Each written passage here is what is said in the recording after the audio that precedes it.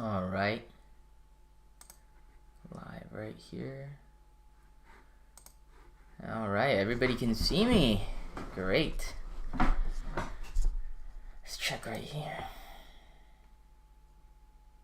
Testing, testing. Very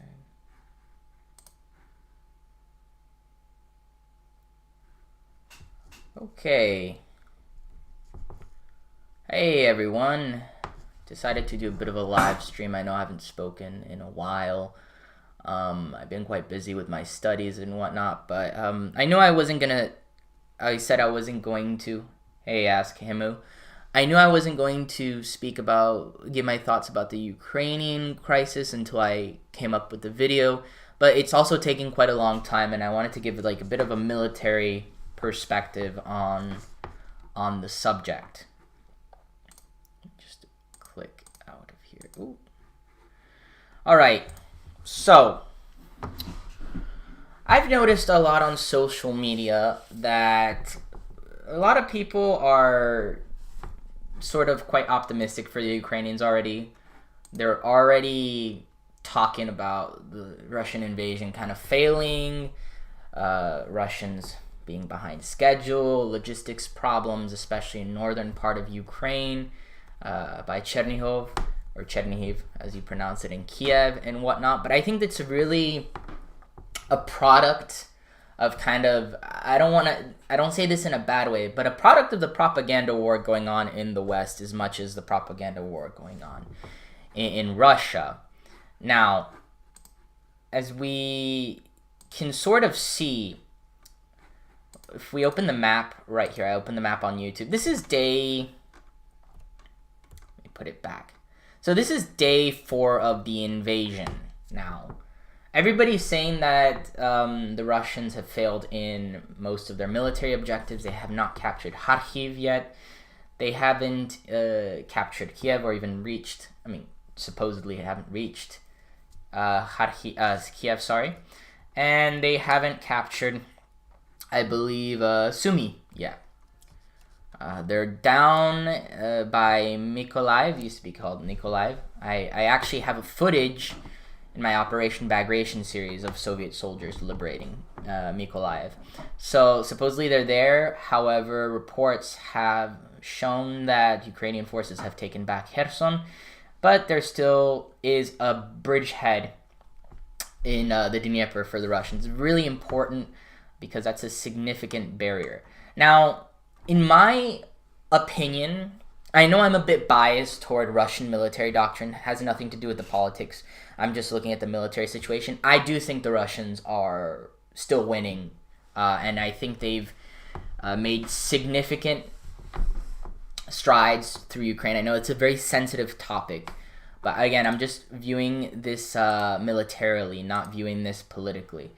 How long do you think this will last, or how long will the Ukrainians resist? I'm going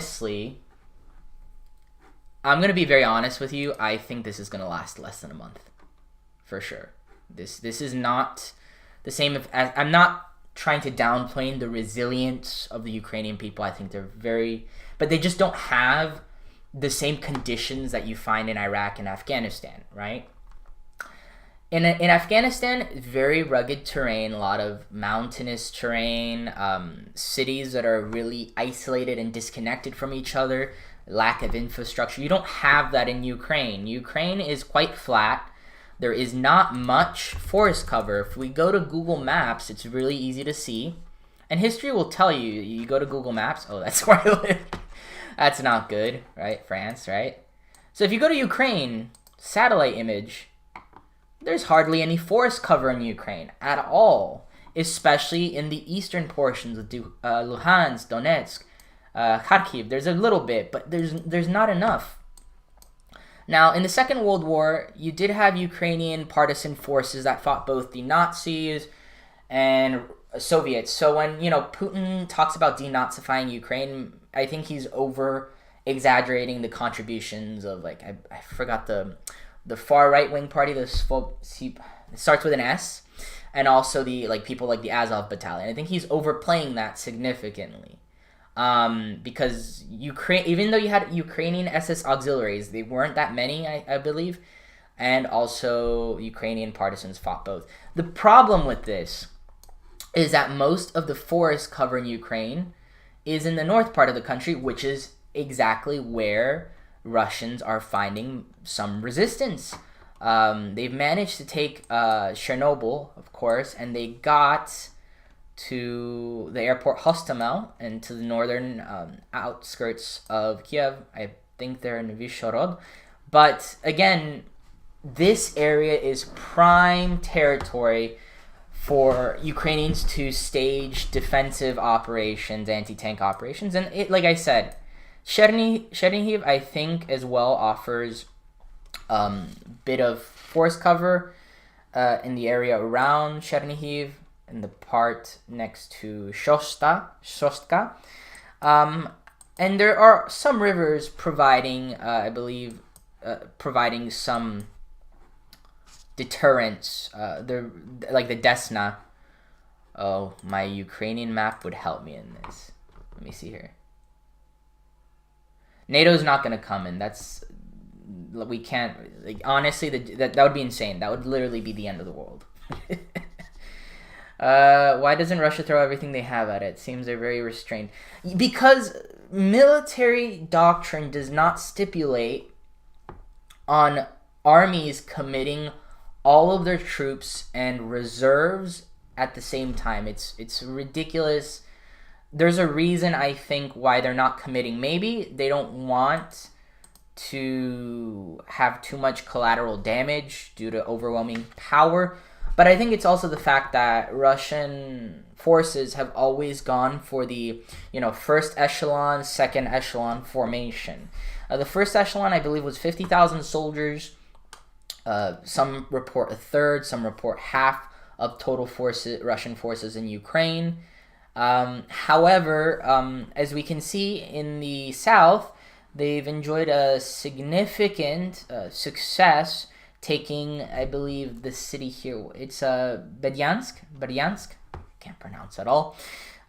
Because supposedly the 58th Combined Arms Army has, according to Ukrainian authorities, has deployed second echelon formations mainly into the direction of Kherson, which the Ukrainians, I believe, have recaptured. I think the Russians may have captured that back again. They're talking about Russian rocket launchers that can level the whole street. Yeah.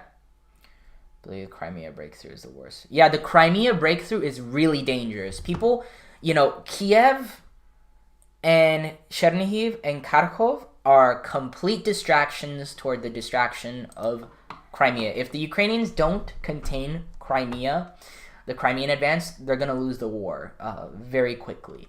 People are paying too much attention to Kiev. Russians, I believe, they have learned lessons from Syria, from Grozny, I believe in the late 90s, 2000, where, the urban fighting was quite intense. And I'm getting the notion from a lot of history channels and other channels on YouTube that, oh, wow, Ukrainian Defense Ministry has stated that Russians have lost 3,500 soldiers, that they have died with about 200, 300 captured. This is way more than the U.S. lost in the entire Iraq war and Afghanistan. Sorry. I think it's very far-fetched to trust Ukrainian numbers. The way that I've learned looking at orders of battle, especially in the Second World War, is that you have to use casualties inflicted with a grain of salt. Like, if the Russians say they killed 500 Ukrainians, you should also be very skeptical of that number, as well as with the Ukrainians saying the opposite. The numbers that you can trust in conflicts are self-reported casualties. So if the Ukrainians say they've lost 5 planes, the number is probably that they've lost 5 planes. Military officers, I would say, in armies are quite... I don't want to say they have less room to fudge the numbers when it comes to their own forces because of payroll issues and whatnot. I mean, Afghanistan is an exception. So I'm just gonna look here, right here.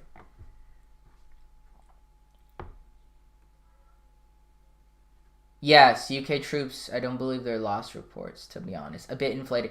Yeah, the Ukrainian the Ukrainian reports on Russian losses are inflated completely. It's without a doubt. And if the Russians are reporting any Ukrainian losses, they're also going to be inflated. So I would really recommend only trusting self-reported numbers. I believe the Russian Ministry of Defense has not released any Russian casualty figures, but once they do, you can be kind of sure that they're in a certain realm of possibility. Now, going back to the issue of a Ukrainian guerrilla war, every supposed analyst is talking about a Ukrainian guerrilla war. It's not going to happen. I can bet it's not going to happen. You're going to have a bit of disorder, insurgencies. That could be possible. But when people talk about guerrilla war, they make it sound like it's going to be like Chechnya 2.0, you know, with the Emirate of the Caucasus, something like that, but in Ukraine. Or like the Forest Brothers in Lithuania, Latvia, and Estonia. That's not going to happen because if you look here at this map, let me just make sure it works, yeah. If you look at this map, look at that. Estonia, Latvia, Lithuania have much more forest cover. And as I said in my Operation Bagration series, forest cover is significant to the creation of partisan movements.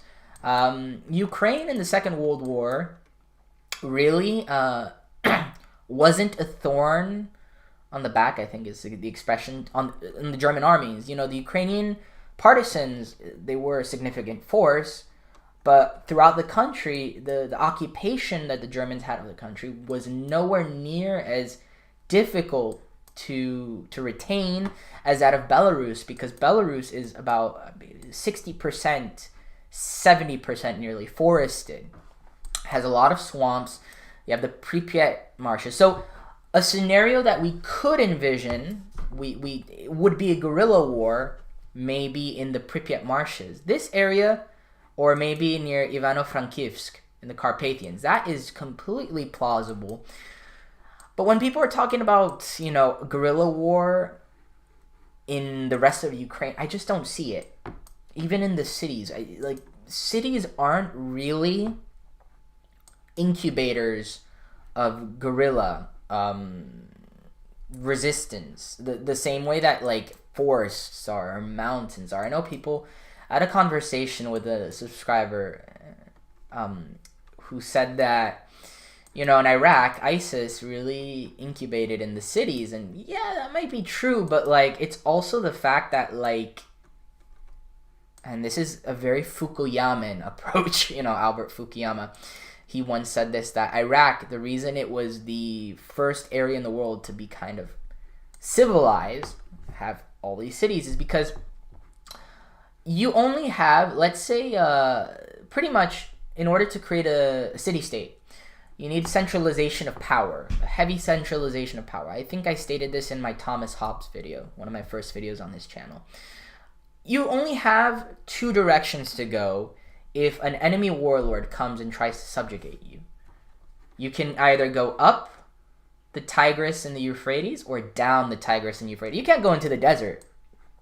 So there's a lot less room to navigate for, like, refugees, as you will. So that made it much easier for kings, for lords to subjugate their neighbors and incorporate them into their realms, thus centralizing their regions in aspect. I mean, you could see that, I would say, with the Sumerians, the Mesopotamians, Assyrians. So I think that's a different situation. And also there's the radical Islamist character that is completely lacking in Ukraine. You know, national patriotism is important, but it will only go so far. Especially that Ukraine doesn't really have kind of those cross-cutting cleavages, I would say, like, of ideology and nationalism. Yeah, Ukraine has an element of nationalism, but for example, the Soviet Union during the Second World War, it didn't just rely on communism you know, we're crushing the bourgeoisie. You know, they didn't rely on communism to attack the Nazis. They relied also on Russian nationalism, heavy dose of Russian nationalistic propaganda, and sort of. Let me read what everybody's writing here. Hello, I'm seeing the Western media. How can you think we have unbiased news reports? I really think the Western... Look, I have a lot of friends from Ukraine who have family in Ukraine. I really do actually support Ukrainian people in this. But at the same time, I understand completely why Russia is doing what it is doing. And part of it... And I said I wasn't going to share my thoughts, but I can't resist. Part of it is what the West's fault completely. And I'm going to go into detail on that in my other video. If that makes sense. I think the West is really making the situation worse. They're supplying the Ukrainians, which I get, but that's just really exacerbating the problem. People are talking about a no-fly zone. Putin just recently announced that he's activating his nuclear deterrence forces. Kiev is going to be besieged, honestly. Russia has... This is what I don't get. Really, guys, really? Russia has made huge strides in the south. I don't know why people are saying Russia's not exploiting it. Like, I have maps of... Like, I know I use Operation Bagration a lot, but this kind of reminds me of it. I've seen maps of Soviet advances in the Second World War. They're not like... People don't travel 500 kilometers in a day. You know, the right now, the progress is about... If I can predict it, the progress, I would say... I'm going to make an estimate. Jesus Christ, no, that can't be right. That is insane. I'm not buying this. Hold on. Sorry, guys. Let me try here. 120... No. Okay, now the progress has been huge. I would say, on average, in Bagration, of course they don't want a dictator. I completely agree, and I completely sympathize with Ukrainians in this. But what my point that I'm making is that the West... I really share the... John Mearsheimer's view that really Ukraine got screwed over by Western countries as much as they did by Russia, because they were really encouraged to play tough with Russians. And when push came to shove, where's the West? Are Western countries helping Ukraine? No, because they couldn't help Ukraine. They wouldn't be able to in such scenario.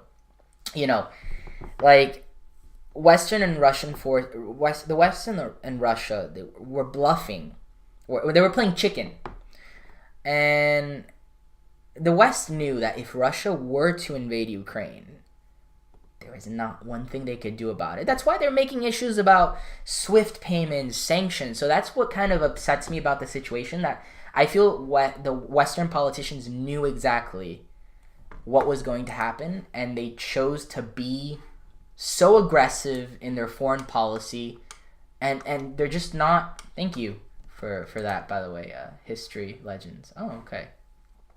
But I just want to say this, guys. I'm not pro-Putin. I'm not pro-Russian. I'm very critical.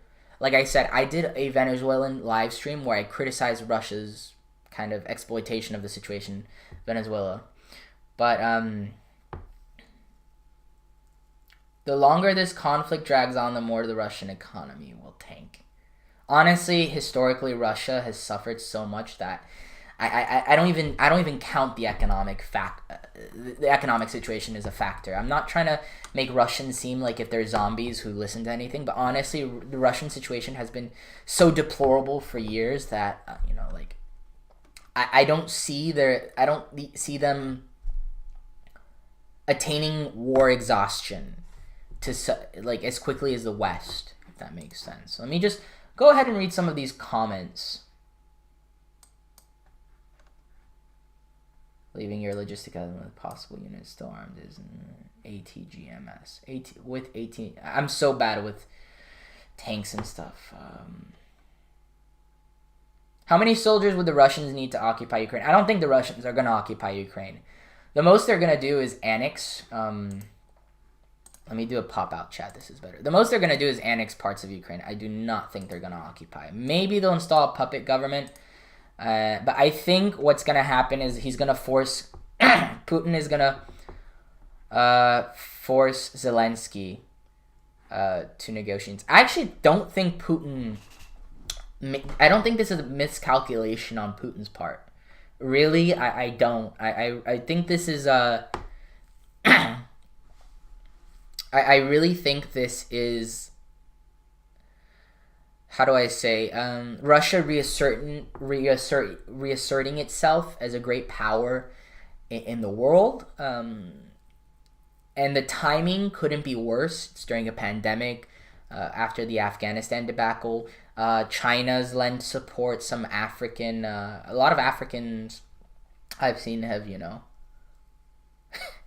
Banderites, Forest Brothers plus Swift equals world minus Putin. Yeah, I mean... The Forest Brothers were quite effective. Again, I'm going to reiterate, the Forest Brothers, there's a reason why they're called the Forest Brothers, right? Because they were literally in forest. European partisan movements have always been in forests, in swamps, in marshes, never been in plains or even in cities. Cities have always been command and control centers for militaries. That's out of the picture. We are not going to have guerrilla wars in Kiev and Kharkiv. Look at Chechnya right now. Ramzan Kadyrov controls the cities in Chechnya. Grozny, he controls it with an iron fist. The insurgency is coming from the mountains. It's coming from the countryside. Let's get that out of our heads. Sorry, let me just check here. I fear he wants Ukraine to get closer to us so he can reassert some of Russian former. What do you think will be the next Russian moves in the coming days from an operational level? Kiev is not going to be Stalingrad. I don't see that happening. Ukrainians are fighting heroically, but I do not see that level of intensity. There's not...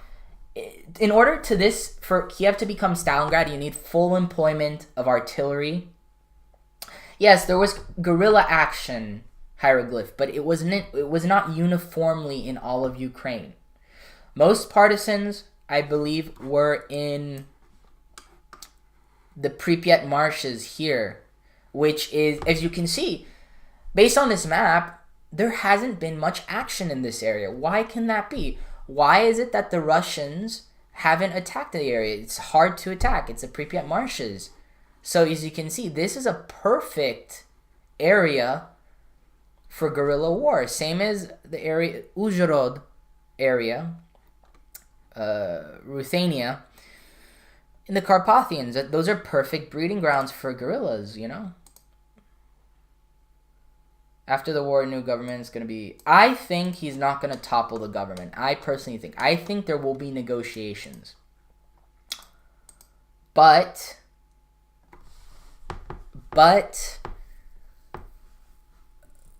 the negotiations are going to probably force Ukraine to agree to some sort of neutrality status. Same as Austria, same as Finland. Yeah, hey, I don't want to joke about that, but yeah, they know how hard it's to take Mark. I mean, like, just look at it. Like, I'm sad because I'm so busy with schoolwork that, you know, my videos, they take quite a long time. My proper videos take a long time to make.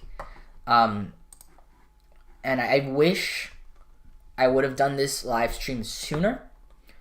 But in my original script, I wrote my script in late January, early February. I said, if Russia decides to invade the Ukraine, they are going to do it by the end of February. Why is that? Does anybody know why they would have to do it by the end of February?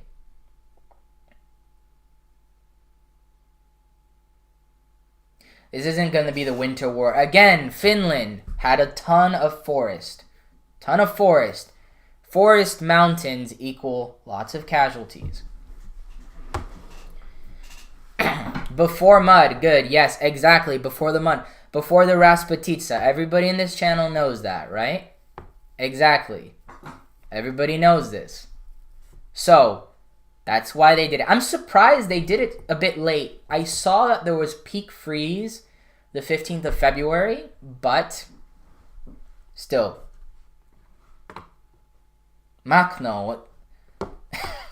Why are we bringing up like the Black Army into this? Like, Daddy Makhno. I mean, he did have quite a mustache. Nestor Makhno. I mean, sometimes he looks like a what is this? Like sometimes he looks like a 16-year-old, and other times he looks like, I don't know, like Hugo Boss model right here. You know, I'm really sad about this situation, really. Yes, Makhno, but he was eventually crushed, Hieroglyph. He was successful. Terrain does matter in modern combat. Still does.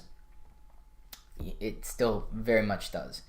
You know, we have drones and everything, but like drones, like, you know, everybody talking about wars being with robots and drones and blah blah blah. It's very easy to look at like us doing tests with lasers and whatnot under perfect conditions, you know, training exercises. It's very different to an actual war where there's confusion, technological disruptions via cyber attacks, you know, the morality factor. Wars are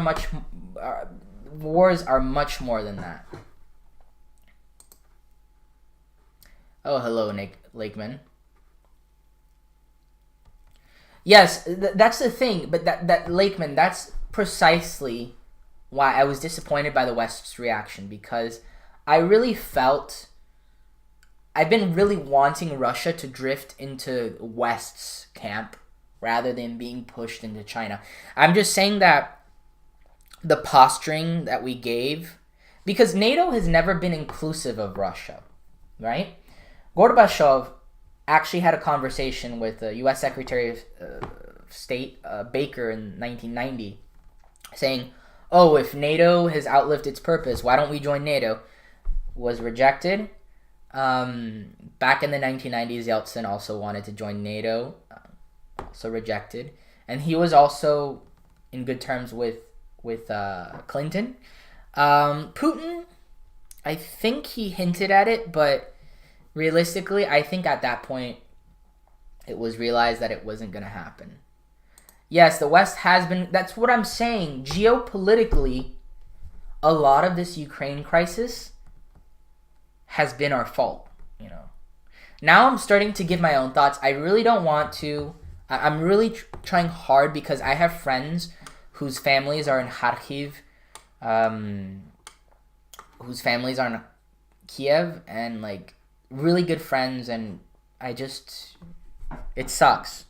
You know, like, I'm also a bit annoyed at the commentary that I find on Facebook and on YouTube. That's a bit crass. It makes it feel like it's a video game. You know? Let's see. Russian Federation's not going to collapse. Putin. This is a small, like, honestly, like, Russia's one of those countries where it could endure millions of casualties and, like, you know. Yeah, but the Molotov proposal, Lakeman, was just a cop. It was realpolitik. The attempts of post-USSR Russia were actually quite genuine compared to Molotov. Molotov was doing that, like, for completely different reasons in 1954.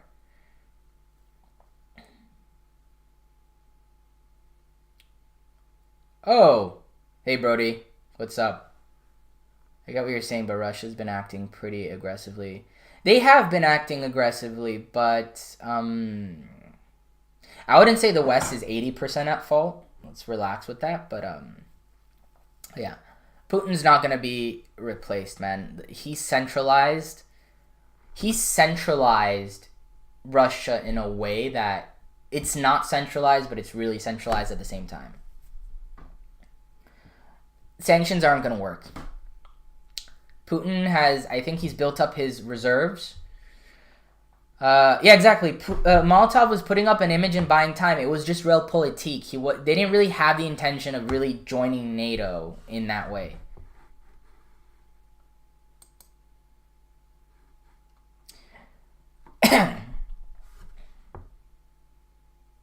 Well, Russian leaders have been... Let's see, okay? We have Paul. We have Peter during the 7-Year War. He was murdered in a coup, I believe. Paul I. Supposedly, Nicholas, or was it No, Alexander, I think, might have been, allegedly, after the Decembrist revolt. Stalin, that's an allegation. I don't think he was murdered. I just think the guy just croaked, you know.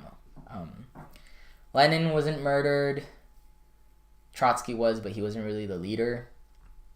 Khrushchev wasn't murdered. He was just replaced. Brezhnev, no. Andropov, Chernenko, they just died of old age because they were part of the Brezhnevite generation. Gorbachev. Does deep battle tactics strategy still work? I think yes. I think very much yes, because this is a conventional war.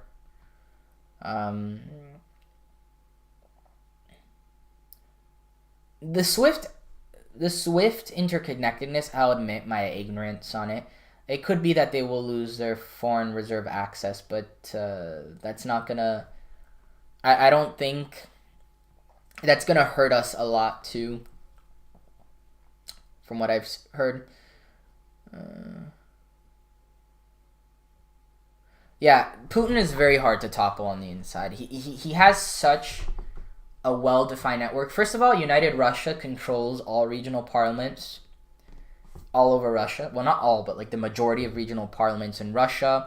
He has the federal districts that are pretty much satrapies, where he's appointed a satrap, a governor, to like oversee the districts and how they're going, and they answer to him, and they're, I believe, appointed by him. And the State Duma, Federation Council, and all that, they're essentially rubber stamps. And he's surrounded himself with a close-knit entourage of ex-KGB, ex-security forces. Yeah, Pskov's daughter. Do you think Russia will turn off their pipelines if things escalate? I really think the economic dimension of this is being overplayed. The pandemic has already made a lot of European leaders very unpopular, especially with vaccine mandates and whatnot, and also because of inflation, especially in America.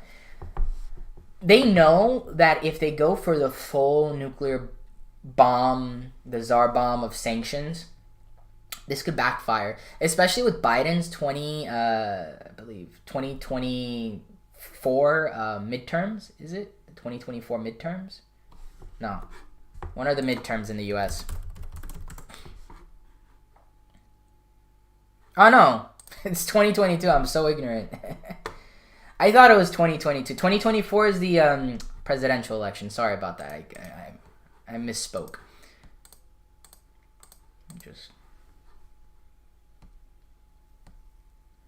No, I don't. I really...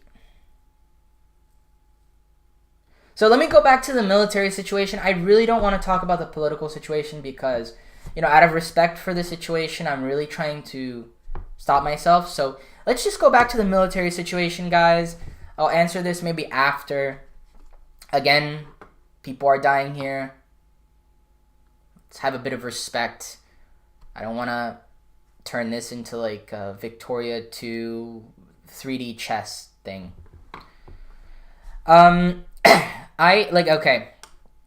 going back to the map. So, something that's annoyed me about this is that people are talking about how this is a historic act of aggression, only witnessed on the European continent, one that has not been witnessed in the European continent since World War II. Bosnia, Yugoslavia. I'm really, it personally annoys me that people keep making those comments that they omit Bosnia, and I have a feeling it's just they're Muslim. As much as that sounds strange to say, I really do think that they're not viewed as European because they're not of the same religion. And like there was literally a genocide, and there was another episode, at least in Kosovo as well, where Russian forces and British forces confronted themselves in an airport. James Blunt, I believe, was there. Okay. How do I think the conflict will end? So, yeah, Yugoslavia was a civil war, but still, like, not really. I mean, it was, but these countries did exist beforehand.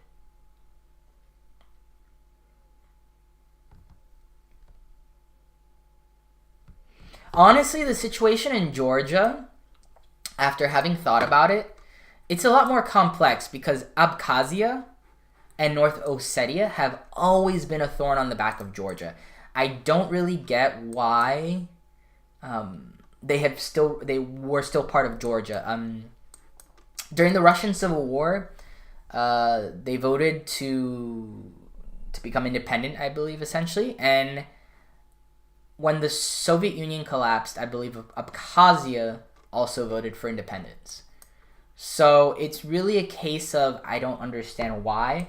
Like, Nagorno-Karabakh is easier to understand because the Soviets essentially, I think it was, they promised, they convinced, they convinced one of these two parties. I believe it was Armenia. You can correct me if I'm wrong. They convinced Armenia. They convinced Armenia, I believe, when it joined the Soviet Union after the debacle with the Turks, to kind of give up their claims because they were both now part of the same union. I think that was the case here. I hate using Wikipedia, but I'm going to do it anyway. So if we go here, Soviet era.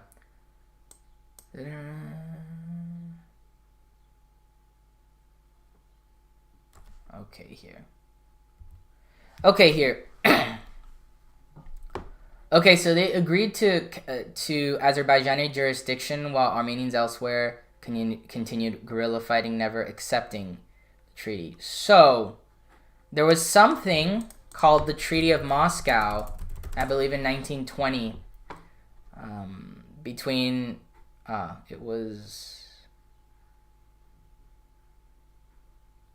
between Turkey and the Soviet Union regarding the status of Nagorno-Karabakh. If we go here,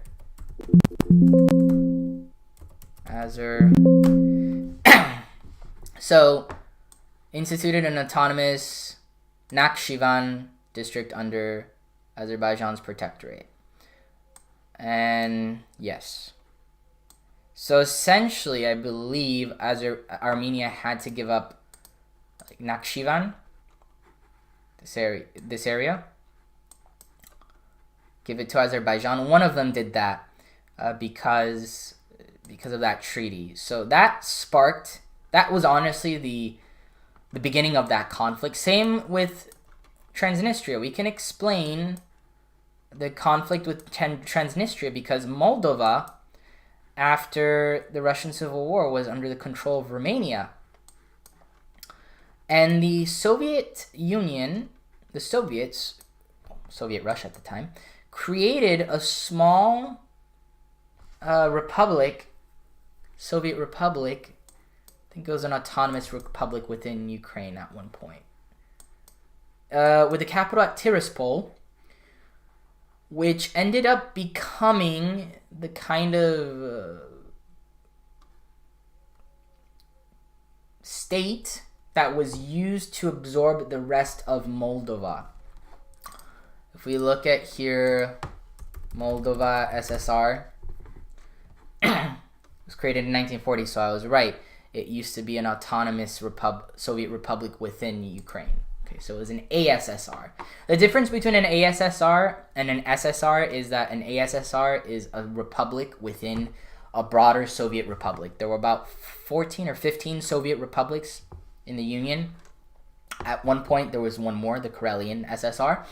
Autonomous republics were republics within republics, kind of like a Matrushka doll, I think.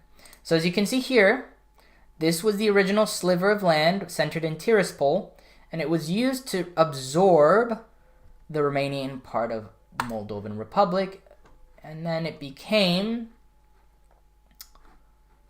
in 1940, it became Moldova. Let me see here. As we can see here. So it became this. Of course, some of the borders were changing. So that's part of the conflict. That is really the origin of that conflict. A lot of the conflicts can be explained with history, but, you know, not many people pick up their history books.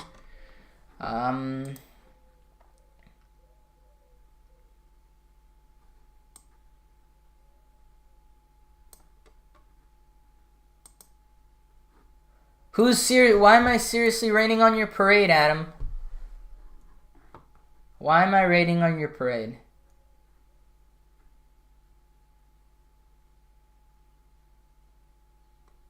That's a good point, Aquino. Yeah, that could be possible that Russians are throwing auxiliaries first. I think what's happening is the Russians are first using first-line echelon units that might not be that it is experienced. And once those units kind of wear down the Ukrainians, they're going to send their second echelon mechanized forces a la deep battle, and they're going to pulverize the Ukrainians. That's a possibility. However, they have not extensively used artillery in the way that deep battle doctrine stipulates. I think the reason is because now collateral damage is a very big PR issue for the Russians. So let's see if anybody was... Stalin was born in Georgia. What do you think about Russian logistics? I really think that's normal.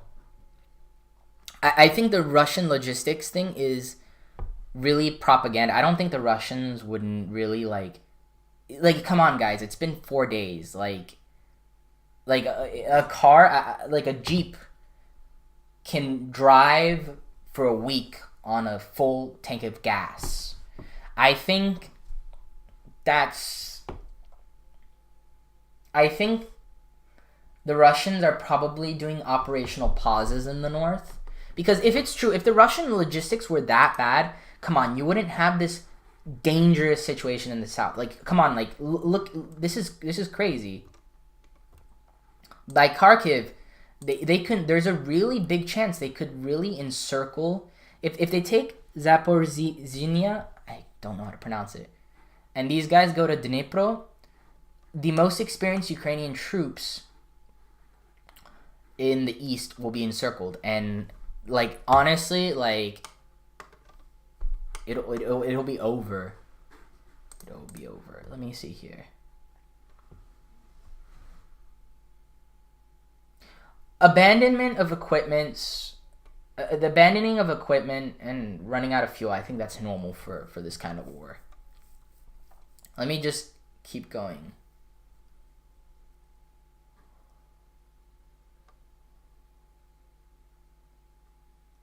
Yeah, the Soviets absolutely intentionally left the borders so decisive so they couldn't rise up. It is a concept of divide et imperi, you know, divide and conquer. It's completely the case. Like I was saying before, if you go to Finland, right after the Winter War, the Karelian ASSR was created. If we go up here, it was created before Finland. So there was always that want for the Russians to try to absorb Finland into potentially into the Soviet Union as like a satellite. That's what the Soviets did a lot. They always created like kind of puppet governments to absorb. We saw that with Transnistria and Karelia especially. And at one point, since Russians were able to take some area, Vyborg and everything after the Second World War, it temporarily turned into an SSR.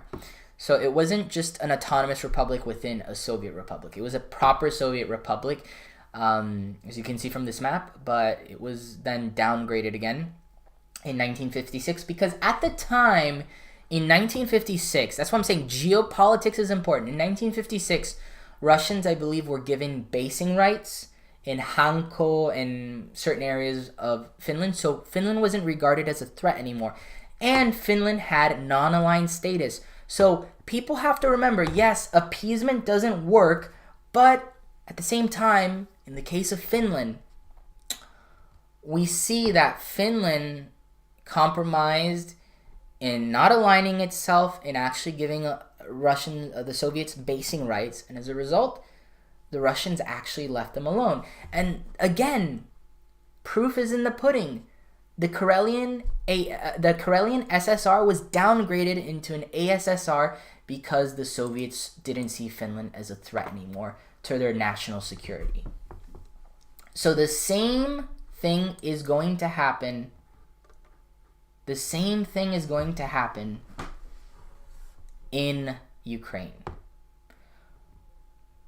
The Ukrainians, it's not about them being demilitarized necessarily. The Ukrainians are essentially going to be prompted into a non-aligned status similar to Finland. And where we see these Donetsk, think about it, guys. The Donetsk and Luhansk strategy is the same strategy that happened in Karelia before the Winter War. That these autonomous republics were set up in order to act as the political apparatus in order to absorb the rest of the country, right? Karelia was supposed to be the stepping stone to absorb the rest of Finland. That's why we upgraded it to an Soviet Socialist Republic from an autonomous Soviet Socialist Republic. When Putin recognized the independence of these places, it was similar. He recognized these places as like concrete political entities in order to absorb,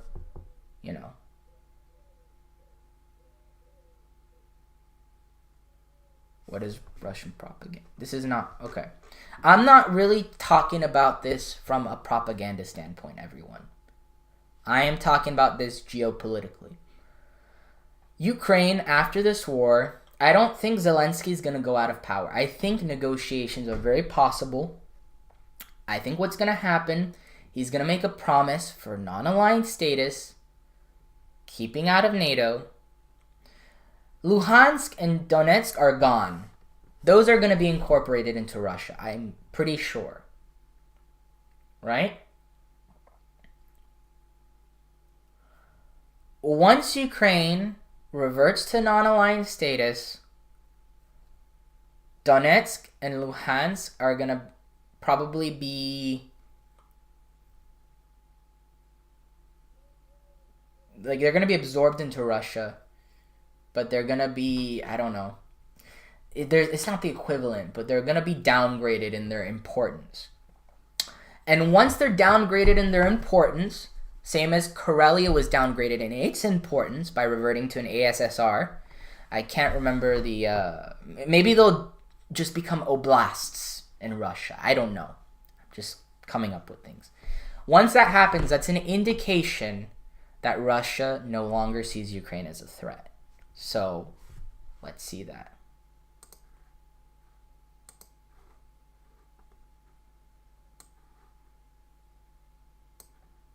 Are you talking about me, Adam?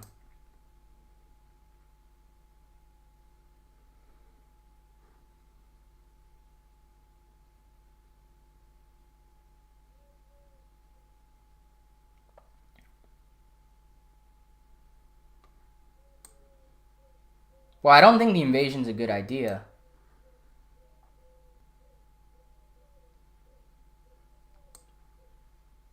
I'm just analyzing this through the lens of Soviet history, and I'm just trying to, you know, what are the chances of a Balkanization of Russia?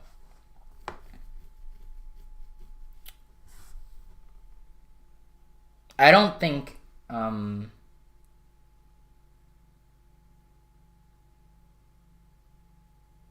block this person. If you block this person, you won't be able to see their messages. I'm very pro free speech and stuff. Even if I get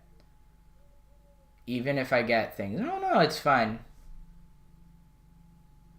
Don't worry. No, it's not Adam. I was just talking about the other person. I don't know if he says that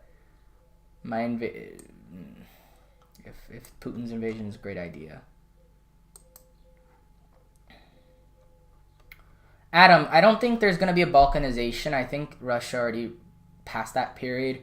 There's no catalyst. This invasion, it's not like Afghanistan where the Russians were bogged down for years. So it's too early to say, but it's not going to be a catalyst for the Balkanization of Russia, I think. I think Putin has such a grip. I don't know if many people, because I studied Russian politics in university. You have what are called federal districts, right? In Russia. You go to the federal districts, there are 1, 2, 3, 4, 5, 6, 7, 8. I think there are 8 federal districts if I counted correctly. These districts are pretty much,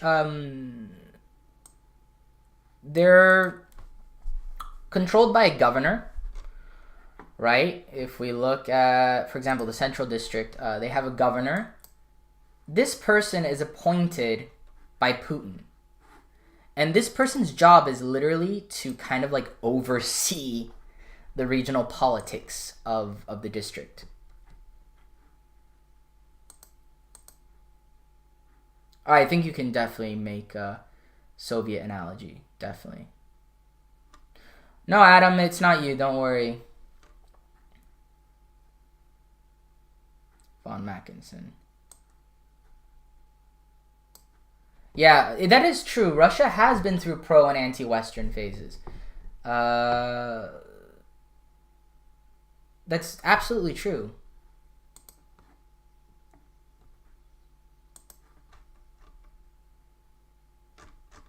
That's absolutely true. Russia went through a very pro-Western phase in the late 19th century.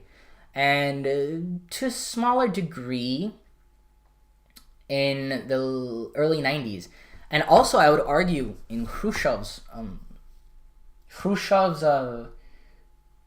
term in office until the Cuban Missile Crisis. Guys, I'm just trying to show you guys this is geopolitical. Look at the Cuban Missile Crisis. Very easy to look. We did not tolerate the Soviet Union putting missiles in Cuba at the time. The world nearly went to nuclear war because it violated the Monroe Doctrine. That's literally, that piece of paper, well, not a piece, the philosophy is literally us carving out our sphere of influence. And it's in our strategic interest as the United States to enforce the Monroe Doctrine, which is why, you know, I completely understand the rationale for the U.S. I'm just stating that there's a reason why Russia is trying to carve out its sphere of influence as well. Yeah, exactly. They did support the Bay of Pigs. So you know what I mean? Like, I'm very anti-communist. I am anti-Putin. I've done this in past videos, especially my Venezuelan video. I was a harsh critic of Russian involvement there. But I'm trying to explain that this is, you know, this is geopolitical, you know? That's very true. Lenin was very pro nationality policy, whereas Stalin really was a Russophile. He really wanted to centralize. And his way of, even though they created a federation, his way of governing ultimately succeeded over Lenin's vision of decentralization. Exactly, Kirk. That's what I'm saying. I can totally offer my total support for the Ukrainians as well. I unequivocally support them. I think Putin's allegations of Nazification of Ukraine, that's a bit ridiculous. That's ridiculous. But you can't be wrong in criticizing. Like, I find it insane. I find it insane that I'm agreeing with Jeremy Corbyn out of all people. Like, the guy, like, to me, the guy's nuts when he wants to remove Trident and everything, but it's unequivocal. It's crazy. Look, I'm gonna show you guys here.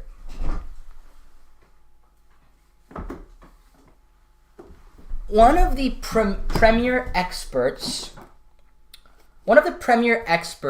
of, I mean, I haven't read the whole book, of Russian politics and history is Richard Sakwa. And he actually wrote, he actually signed his name in the Stop War coalition that was headed by Jeremy Corbyn and 11 Labour MPs. Now, do I really like those MPs? No, I don't really like Diane Abbott. I don't like Corbyn. But, like, I listened to an interview by Professor Sakwa. I use him as a lot of reference, and he's very objective when it comes to the Soviet. He criticizes, like, in one of his books, he literally says that the Soviets falsified economic data consistently in the 80s. So he's not a lover of the Soviet, but he understands the geopolitical implications. I have another professor that I have, Stephen White. He talks about Russia being overly paranoid in the mid-2000s about encroachment of, you know, NATO expansion and stuff. But, you know, he kind of justifies that. He's telling his friends in Ukraine that they're going to die. No, not at all. No. I just don't want to, you know, this to escalate.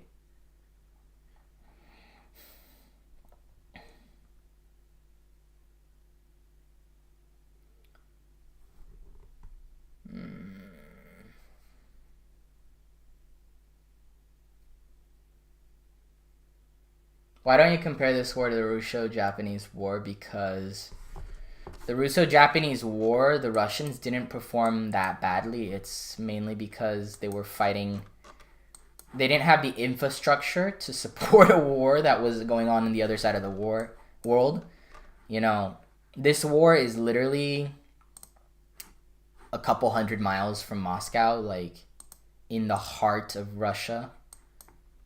Like, they are not going to have the same kind of issues that you had in the Russo-Japanese War. But it's really important, guys. The reason I'm bringing up the Soviet Union, Adam, I'm disappointed that you feel that, but I respect your right to an opinion.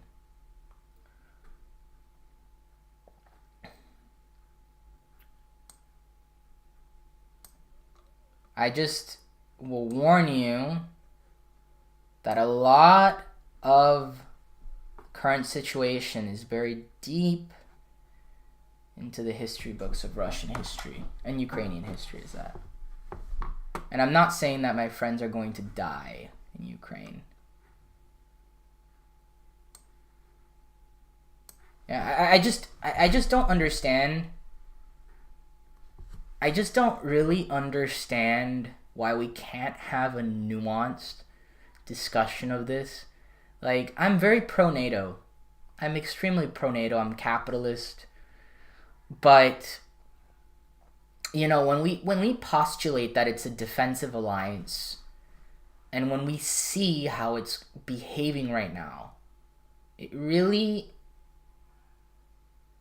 makes me lose confidence in the organization's ability to respectively, you know, display a degree of credibility.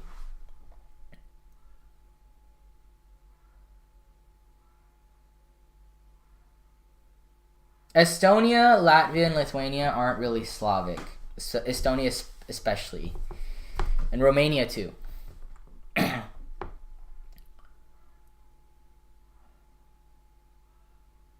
I know it's very justified, Mojo. It's just I'm not like, it's hard. I feel so hard pressed at the moment because I find myself agreeing with UK politicians that I don't normally agree with because they're very left wing, very anti-interventionist for everything. But you know, like it's just, you know. Okay, Brody, let me read yours. What is the best and worst case scenario for Ukraine? Best case scenario, honestly, at this point, they negotiate a ceasefire immediately with Putin where they agree non-aligned status, they agree not to allow NATO troops into the country, and potentially they would have to give up Luhansk and Donetsk and recognize that Crimea is Russia. That's the best case scenario. The worst case scenario is that NATO... Well, the worst case scenario is that NATO gets involved, but like the worst case scenario is that this drags on because NATO is supplying weapons to Ukraine, and that's just going to get more Ukrainians killed, you know. It's true. I would say most former Warsaw Pact countries, especially the Baltic countries, they want to be a part of NATO. And I completely acknowledge. That's why I'm not saying... I don't agree... Mind you guys, I don't agree with Putin's demands that the Baltic countries shouldn't be able to have NATO forces in them, or that they should not be allowed in NATO. Like, I think that's just a bluff on Putin's part. I just think what I'm saying is just Ukraine is just the straw that broke the camel's back. That's true, John Walsh. Yes, especially with Poland. That is true. Cyril, if NATO goes into Ukraine, that's risking nuclear war. I hope people realize that. That's literally risking nuclear war. I am sorry. From a utilitarian perspective, that does not make sense. I am not going to sacrifice the lives of potentially hundreds of millions of people. It sounds harsh to say. For a country in which we have no vested interests in, that... You know what I mean? Like, it's just not worth it. I'd rather a ceasefire would be negotiated. You know, minimize Ukrainian casualties, non-aligned status, everybody's happy. The reason NATO was too aggressive in pushing Ukraine toward this, because they knew since the beginning, John Walsh, they were not going to help Ukraine because it's a non-starter. So let's go back to the military analysis. I don't want to get into this political analysis too much. They are democratic people, but that's why I'm saying the best case scenario, ceasefire, non-aligned status. Ukrainians can keep their democratically elected government, but with caveats that they cannot choose to go into NATO. That's what I'm trying to talk about. That's the best scenario. On this, Tom Richards, I don't really like Biden. I feel Putin exploited his weakness. But on this, it's true that I don't understand some conservative Republican senators who are blaming Biden for not doing more. It's a very tough position for Biden. I think he made the mistake from the very beginning of like not being more negotiable. In this way, we had a month to really come to something. I really think the only country that I saw was trying actually to negotiate was France. Because from what I hear, France and Germany they tried blocking Ukraine's possibility of having Ukraine as part of NATO in the 2000s.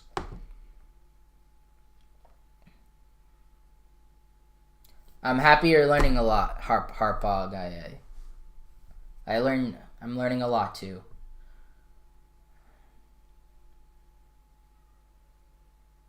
However, when we look Ukraine and Belarus, the upper classes are ones interested in the Mojo, I don't think it's that simple. I think it's more geographic. The West, I know a lot of Ukrainians. Western Ukrainians want to be part of the EU. We got to respect that. I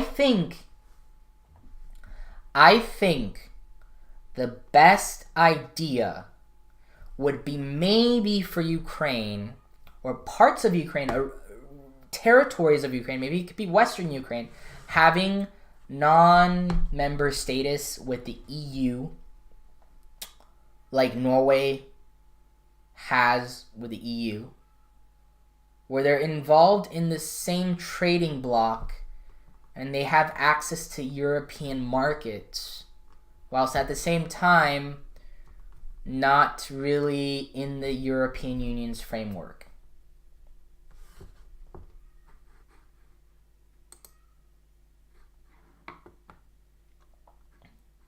It's not that just France and Germany don't want war because of gas. It's that I think ideologically, the French Gaullists have always had the idea that they don't want to push U.S. foreign policy interests and they want their own. I'm sorry, they do not have the right to join NATO. I fundamentally disagree. I don't care how pro-NATO Ukraine is. Balance of power when it comes to global politics is just as important as, you know, people wanting to do something. Ukraine's in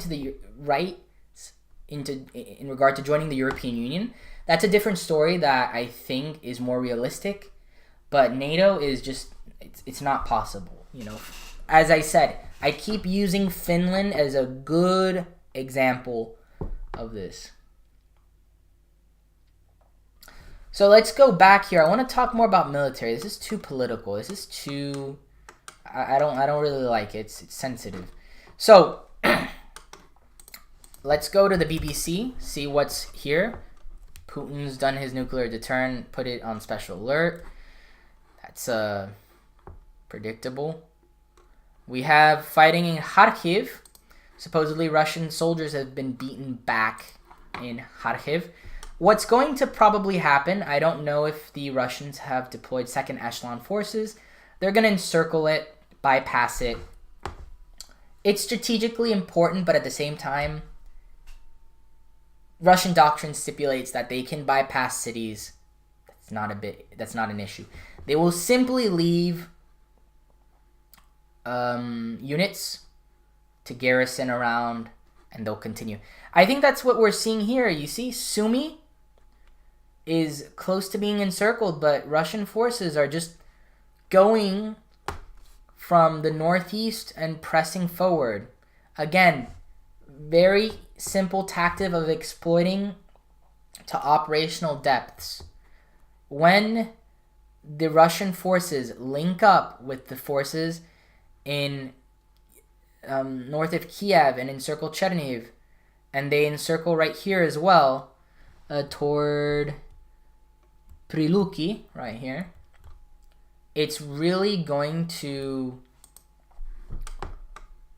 destabilize Ukrainian defenses severely. Here, Kharkiv, it's a bit more, the front's stable, but guys, like, you know, like they've made breakthroughs, really. Again, the south, they took Berdyansk in the south, like, and they're attacking Mariupol. Like, this is actually coincidentally an area in the Second World War where the Germans encircled about 50,000 Soviet soldiers in Operation Barbarossa. Do you think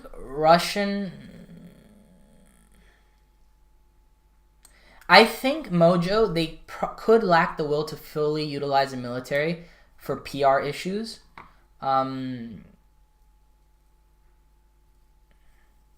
They're not occupying Ukraine. I don't think they're going to occupy Ukraine as extensively as again, this is going to be like Finland, I think. And I'm not talking about Winter War. I think, yes, Mariupol is right here. You can see Mariupol, major city. I think what's going to happen is they're going to encircle Mariupol in this area. There's going to be a pocket here, and where we will see a mass surrender at one point. I just think it's inevitable. Here, I don't think there are any Ukrainian soldiers. I'm not sure. Ukrainians are keeping the line here. But this is where the cauldron battle is going to happen. As Clausewitz says, the final battle where the forces are going to... The Kesselschlacht is going to happen in eastern Ukraine, not in Kiev. Focus on eastern Ukraine.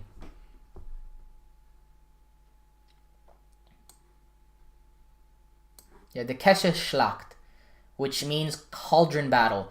It's what the Germans did in the Franco-Prussian War at the Battle of Sedan. They outmaneuvered the French volunteer army and they wrecked them. Just with that one battle, it's decisive. I don't think it's Kiev. Kiev is important for the political and propaganda dimension, but, sorry, for the military dimension, it's really going to be eastern Ukraine. That's where we should be focusing our attention on. Hieroglyph. It doesn't matter if it's 1943. It's a conventional war. The same principles apply. The weapons have been modernized, but the same exact principles apply. We're still using tanks. We're still using air power. We're still using artillery. Until they take Vasilevka. Let me see here. Where's Vasilevka? Vasilevka.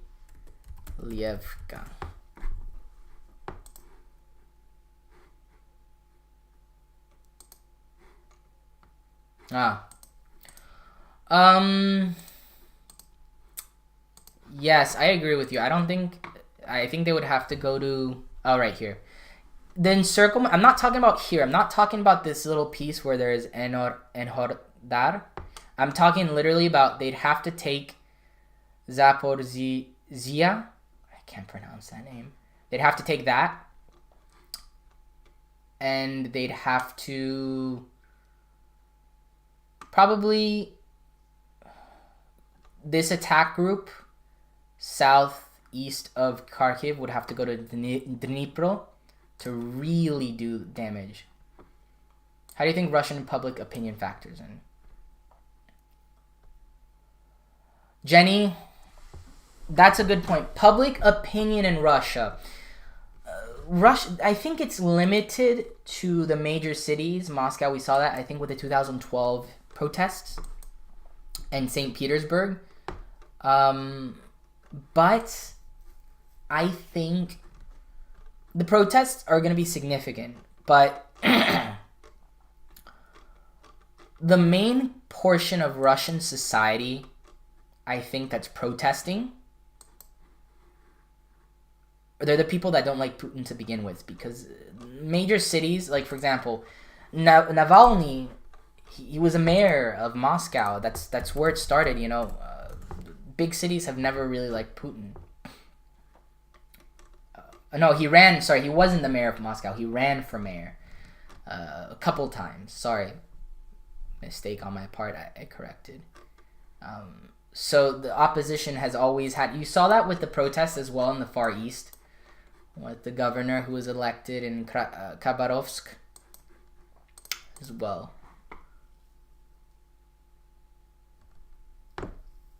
The Duma it's a rubber stamp. There's no way.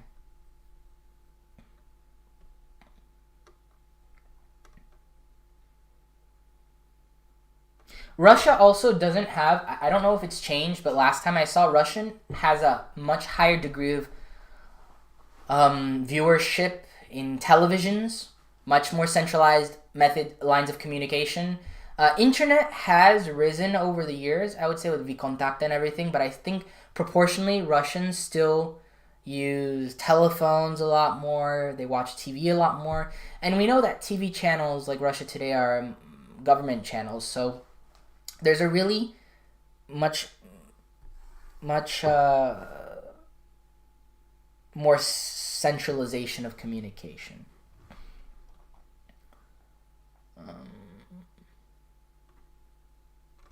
We have such a wide audience today. This is really like, I'm not used. How many people are in this live stream? I'm wondering now. Everybody's like 51. Wow. I should do this more, but not really. Okay, so Jakub Cesar Dakos. Now it is only the case people who don't like Putin, who are different and don't like their people to die. Yes. Okay, Russian military capabilities. Hello, Tangy.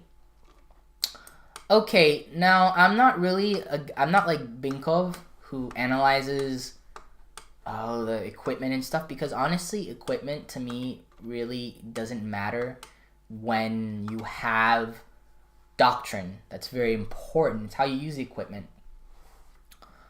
Russians have always emphasized on tanks because of deep battle. They need mechanized forces. So for example, if we go to like Russian military size, I have about 10,000 tanks. How big is it compared to Ukraine? It's massively big. 13,000 tanks. So when people are talking about, oh, Russia's lost 200 tanks, that's nothing. Now here's another thing. Remember, technically, Russians being sent to Ukraine aren't conscripts. There have been indications that some were, and this is probably true, some were tricked. I'm trying to find the article. Here we go. Some were tricked into signing contracts to become career soldiers in which they could be sent to Ukraine because Russian law prohibits conscripts from being sent to the front. However, conscripts are going to be an asset, a vital asset to Russia.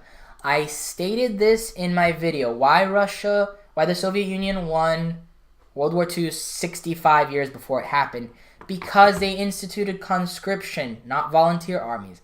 This is also the reason why Europe would be skeptical of helping Ukraine, because Russia has an army full of conscripts. I know people say conscripts, they don't have experience, they're not well trained, but they matter when it comes to force replenishment. Now, Russia needs to keep guard of its periphery, and conscripts are going to do exactly that. So Russia has more leverage to use forces in Ukraine. They will be volunteer forces, but still.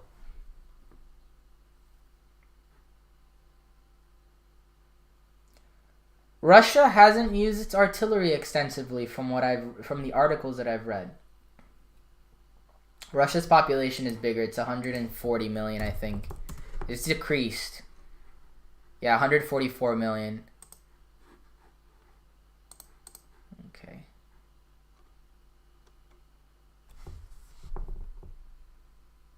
Yes, Kesselschlacht is ineffective because large men are tied down.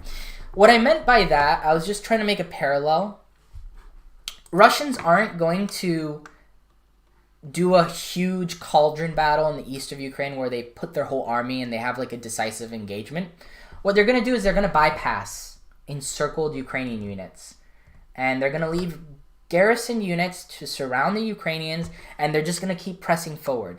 Mark my words, once there's a breakthrough, a significant breakthrough, like you see here in Romny and Konotop, once you see significant, they're going to drive through. They're going to drive right through Ukraine and whatnot. Do I see a Russian-Belarusian union? It's pretty much there. Guys, I'm just going to be right back. 1 second. 1 minute. I have to go to the restroom. No problem. I'm just going to be 1 minute. Let me just go ahead and... Oh, here we go. Okay, I'll be right back.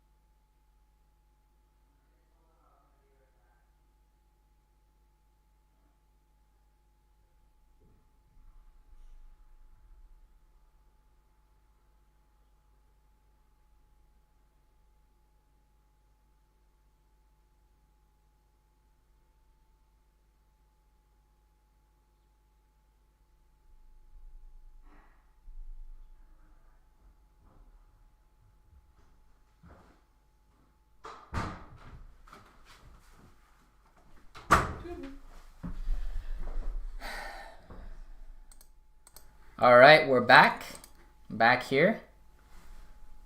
Okay, there we go. Okay, back to the military analysis.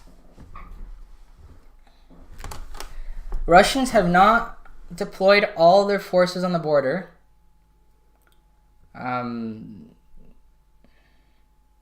Can pay logistical companies to do logistics for them and to use their own air fleet, simply bypass land routes.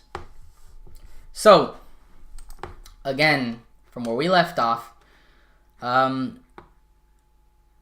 the Russians, it's clearly visible that they are bypassing. I mean, they're trying to attack cities, but I think Russian military commanders are redirecting their forces to bypass. Obviously, they have to contain cities like Chernihiv, Sumy, Kiev, but they're containing forces to simply bypass Ukrainian defenses and just leave them there. You can see it clearly here. The governor of Kharkiv, or the mayor of Kharkiv, I believe, Kharkiv, said that Russians were expulsed from the city. That's going to just encourage it further. Yeah, let's see more people here.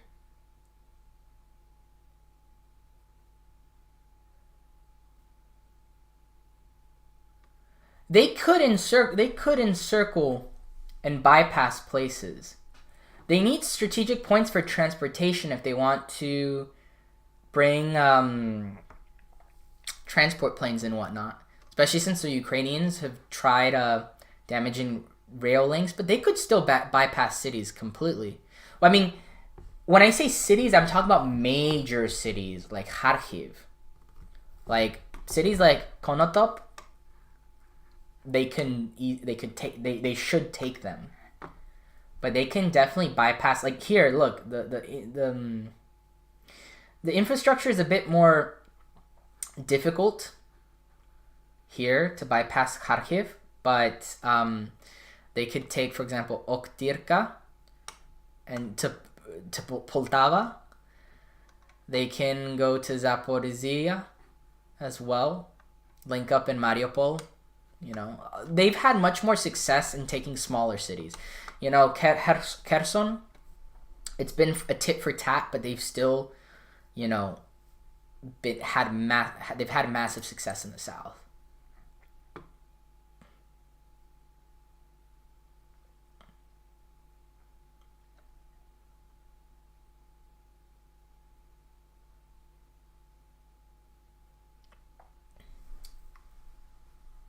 Yeah, but Tim, yes, Russia's used a lot of its rockets, but Ukraine is being supplied with weapons. But is it enough? Also, as I said in the beginning, partisans cannot start from cities. Partisans start from forests or rugged terrain. This area could see partisans. The Prepet marshes could definitely see partisans. But the cities in Ukraine, they're not going to have partisans like that. You have to understand, this isn't Syria where the cities are really densely populated, you know, with small alleys and streets. You know, Ukrainian Russian cities, I said this in my video about, you know, the fact that Russia and Ukraine don't really have old architecture. Their cities look a little bit more Americanized than your typical European city. What I mean is more modern. Let's just look down at the center of Kharkiv. Look at how wide these streets are. Look at just how wide these streets are. You did not see this kind of street in Europe. It's you know, and we just go through. Look at the wide here. Yes, this street, perfect. But you know, I'm gonna show you here. Like oh wait, this is a shop. Sorry. Again, okay, this street maybe a bit more, but these are very wide streets, not the same as Syria. That is easier to ambush. Like, I used to live in Venezuela. In Venezuela, you have a lot of barrios where the police are scared to go to because of the fact that, like, you have so many little alleys and so many places where like a criminal could kill you and ambush you at. So that's not gonna happen.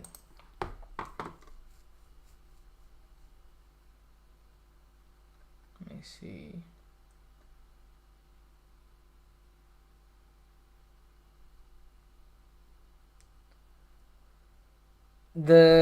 I completely doubt the guerrilla war narrative. It's will there be some insurgency? Of course there will be insurgency, but the guerrilla war narrative, it's not. Ukraine is not under those conditions. Like, look at Lebanon. Let's look at the Middle East. Okay, if it allows me. Look at how much more tightly packed Lebanon is. Look at how much narrower the streets are. Perfect for urban fighting. Look at that. And this is Lebanon. This is, you know, I would say for Middle Eastern standards, quite a modern city. This one's a bit wider. This is a...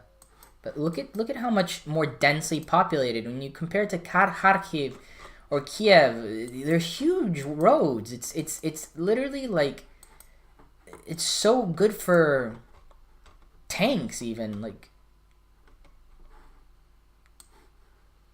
Here.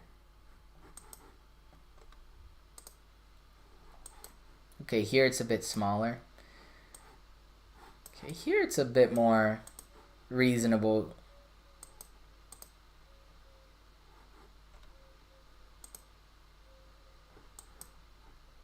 I don't know, that's just the impression I have.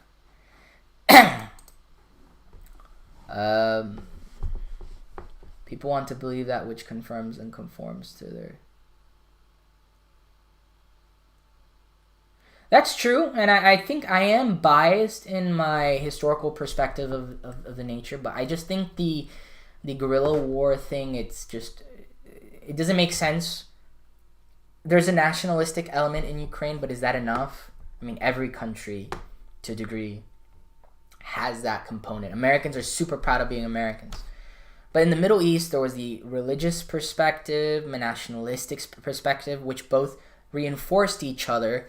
There's the fact that cities are much more densely populated. Again, in the beginning of the live stream, I talked about Albert Fukuyama's notion of like Not God, why did I say Albert Fukuyama? It's not, it's Francis Fukuyama. Why did I accidentally said Albert Fukuyama in the beginning? I was confusing him with the Peruvian president.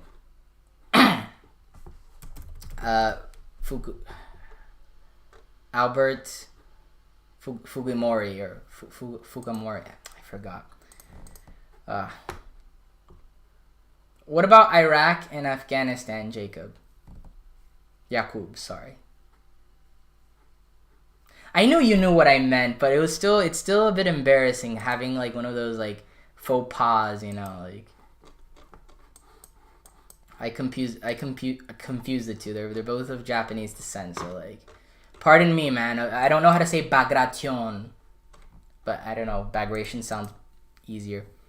Fujimori, yeah, Albert Fujimori.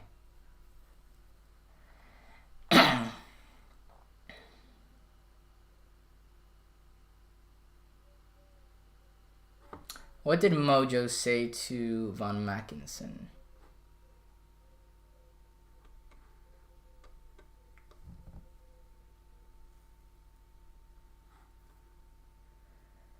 Okay. So, my predictions. Ukraine is most likely going to negotiate a ceasefire with Russia. For non-aligned status. What's probably going to happen is Luhansk and Donetsk are probably not going to be absorbed into Russia immediately, maybe. But if they are, they're going to have like a special status. Same as how Guerrilla had a special status as a Soviet Socialist Republic until 1956. And at that point, Finland gave Russia the Soviet Union basing rights. That put the Soviets at ease. Also, they still committed to the non-alignment movement. If Ukraine fulfills these obligations, and they may give Russia certain basing rights or, you know, certain military guarantees, maybe a base in Odessa, I don't know, then we will see Luhansk and Donetsk revert maybe to standard Russian administrative units, you know, to oblasts. That is the historical perspective. Will that happen? I'm not sure. Zelensky, I think he will be able to keep his presidency if that happens, meaning that we will avoid an occupation of Ukraine, and we will avoid, as a result, guerrilla war, and Ukraine will still be democratic to a degree. That is essentially what I think is likely to happen. Can I check how much time it takes from Donbass to Dnipro? Okay. I'm going to put Donetsk. But like I said, everybody's talking about the Russians failing and stuff. I honestly, from a historical perspective, in Operation Bagration, I know I use that a lot. The normal rate of advance was about, I think, 20,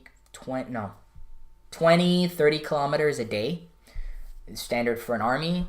The Russians have exceeded those expectations, definitely in certain places. So I think Russians have advanced quite well. The issue is they've just been frustrated by localized Ukrainian resistance. Like there's even a video of like a Russian armored car and a Ukrainian armored car shooting at each other in Kiev. Some people assert it was a friendly fire incident between two Ukrainians, but I'm not so sure. So let's see, back to directions. So I'm gonna fulfill the request here. I'm gonna put Donetsk. The distance to Dnipro would be 243 kilometers. Now, I don't think they're going to attack from that angle. They have not even started. To the east of the Dnipro after I think they stand a chance bleeding. Yeah, after mobilizing, it's good that Ukraine has a conscription-based army that is definitely prolonging the crisis. If Ukraine had a volunteer force, that would be very hard. It would be very hard for them to fight. Can at most they probably become like rival government on the east. Sweden and Finland joining NATO. I don't think Finland is going to join NATO. I do not see that happening.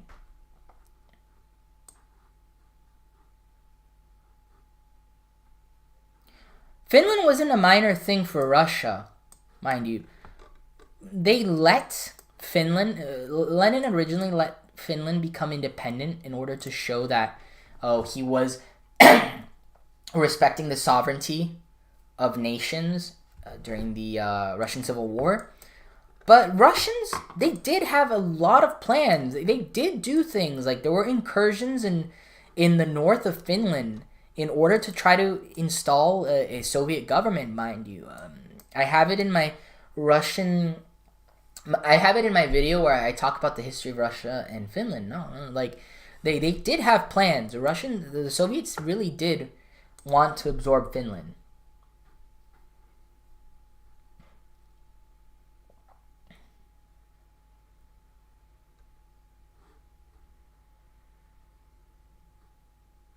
Jacob, the reason I'm comparing World War II armies to the armies right now is because in Operation Bagration, the armies, the Soviet army was fully motorized. That's the point that I'm trying to make. That's why the whole 20 kilometer a day, 30 kilometer a day analysis, I think it's to a degree valid, because that's why they did so well as well, because they were motorized. They were able to take advantage of that.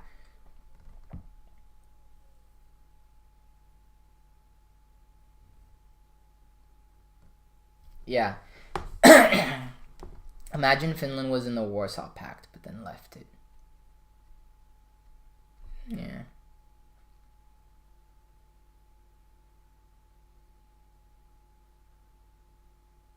It's true.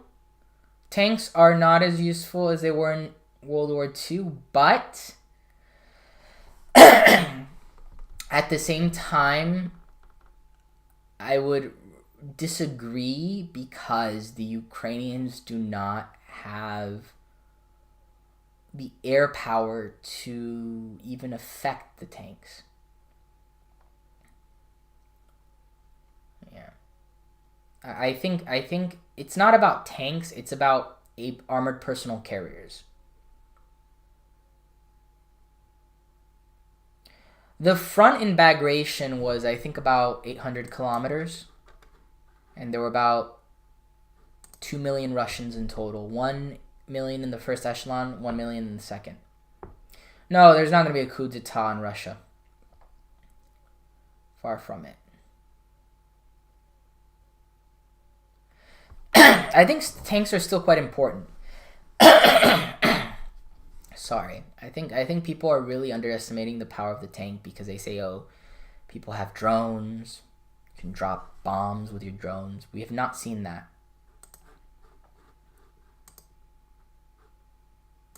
So, again,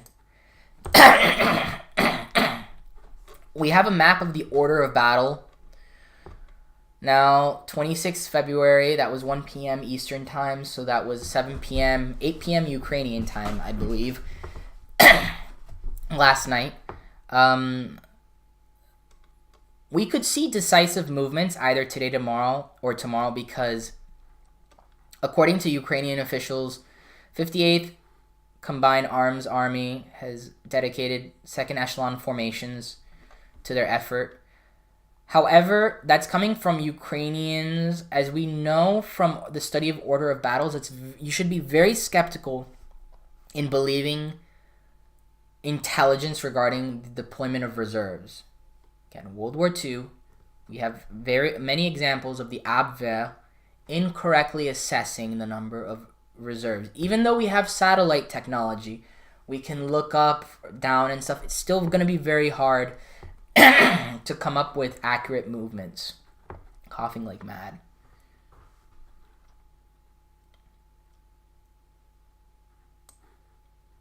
Yeah, there'd be a revolution in Belarus or Central Asia before one Russian. I disagree with that now.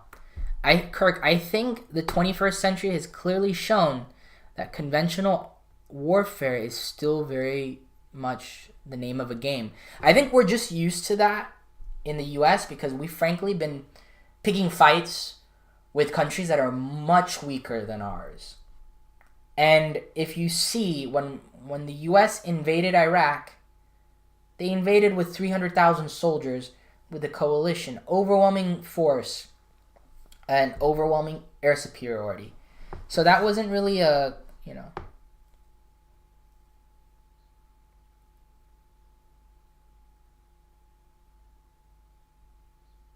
I think, honestly, I'm not overstating Russian success. I think it's just the media is... Like, the war just started 3 days ago. You know? The war started 3 days ago, and people are already saying they're losing. They ran out of supplies. I think it's a ridiculous claim. I'm just saying that occupations of countries don't just happen in a day like that. Like, look here. Hungarian Revolution, 1956. That took about a month. Well, about 3 weeks. Prague Spring. That took more than half a year. The Iraq War, the invasion phase, took... Let's see. Invasion of Iraq. Let's see. Invasion of Iraq. The invasion of Iraq took a month. You know, that's all I'm saying, that invasions do not, like, you know, happen in a day. That's what I'm trying to tell people. So in today's war, there is 10, 20 times less soldiers per kilometer. Yes, Jacob, but again, the opposing side in Operation Bagration was about 400,000 German soldiers. Ukraine doesn't have that kind of power. No, I don't think, Diego, that's ridiculous. I don't think Romanians, Hungarians, Slovakians are going to partition land. This isn't 1795.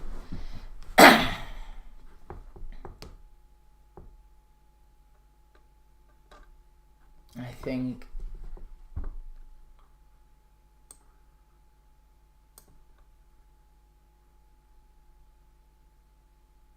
Yeah, like Harpog, I think it's normal for some units to run out of supplies temporarily, given that objectively they've advanced quite a lot, you know? Like, logistics doesn't mean that you can just go 300, 400 miles, like, without stopping.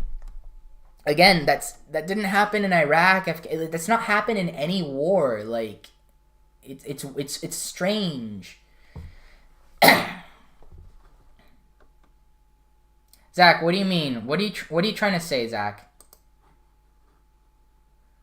They're getting chewed, but honestly, like I said, those are Ukrainian Ministry of Defense numbers. I never trust numbers regarding the inflicting of enemy casualties. I always just look at self-reported numbers. The Ukrainian numbers, where like 200 people died so far, I believe that. But there's a disparity. Ukrainians said they've killed 3,500 Russians. UK Watchdog said it's 450.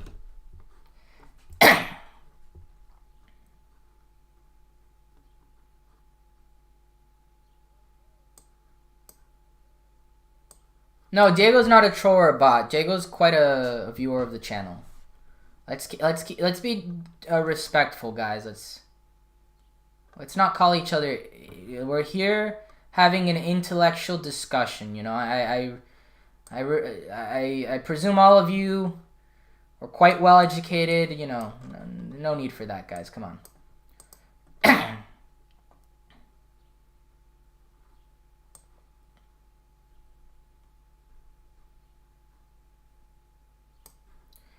Diego said that, Aquino. No, it's fine. It's fine. Zach.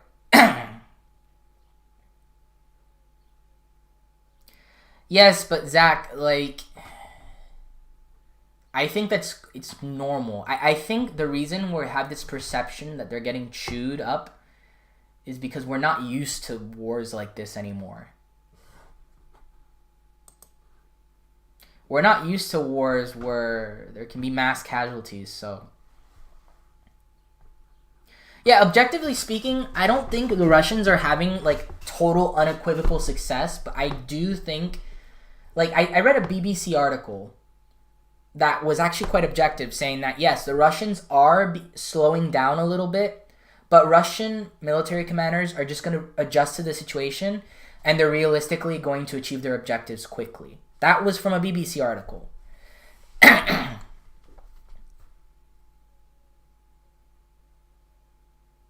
Well, Harpog, thank you for it. It has to be civil.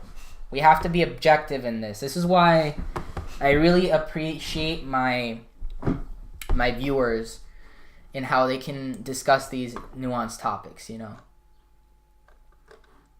How long have I been recording for? Oh, well, nearly 2 hours.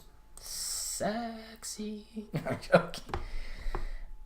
So, going back here, they have a lot of mechanized forces.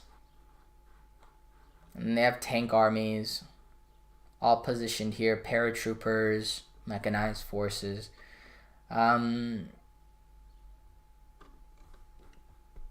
Motorized Rifle Brigade of the 41st Combined Army attacked units, Ukraine.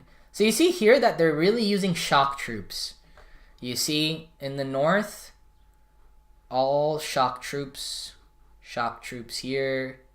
Here, Kharkiv is an interesting situation. I just see tank armies being deployed, but I'd have to look at the order of battle of the first tank army. So let's go ahead and do that. We're gonna look first Russian tank army order of battle. That's gonna be very decisive.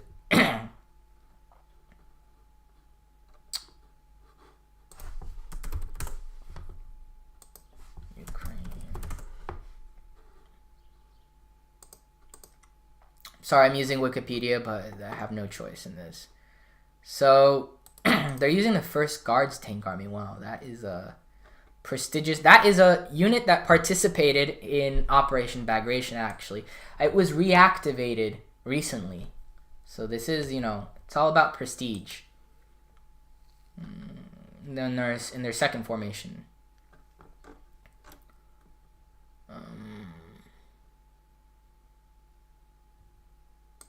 Actually, no, maybe it was... I know, it was in Ukraine.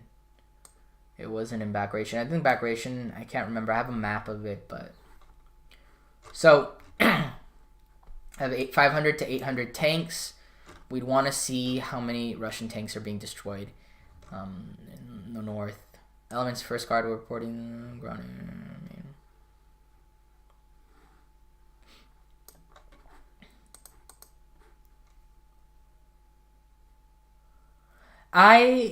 For my first videos, I would look in Wikipedia and I just verified their sources. Sometimes it works.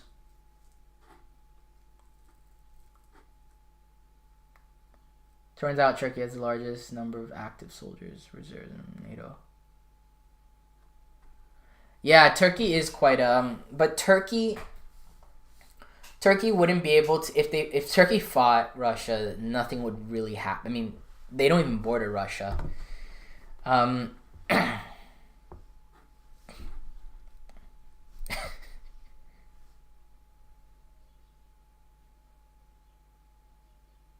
Yeah, Diego, this isn't Hearthfire. Come on, guys, you be nice, everyone. So here's a Russian order of battle.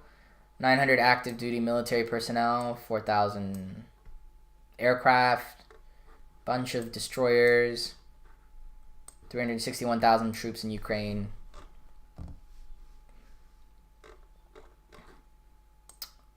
So again, occupations take time. this war just started. This war sadly just started.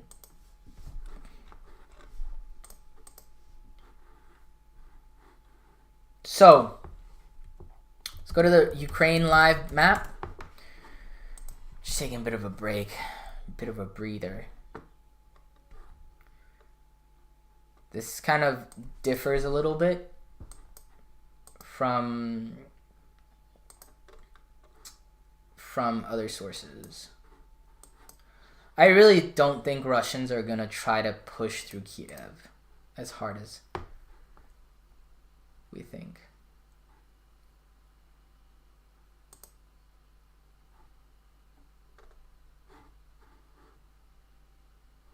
Medvedchuk. Oh yeah, that guy. He's Putin's his like daughter, like his yeah, Putin is the godfather. Medvedchuk's daughter. I think it's fair to say it's underperforming expectations. Seems like their plan was basically airborne assault at government force surrender.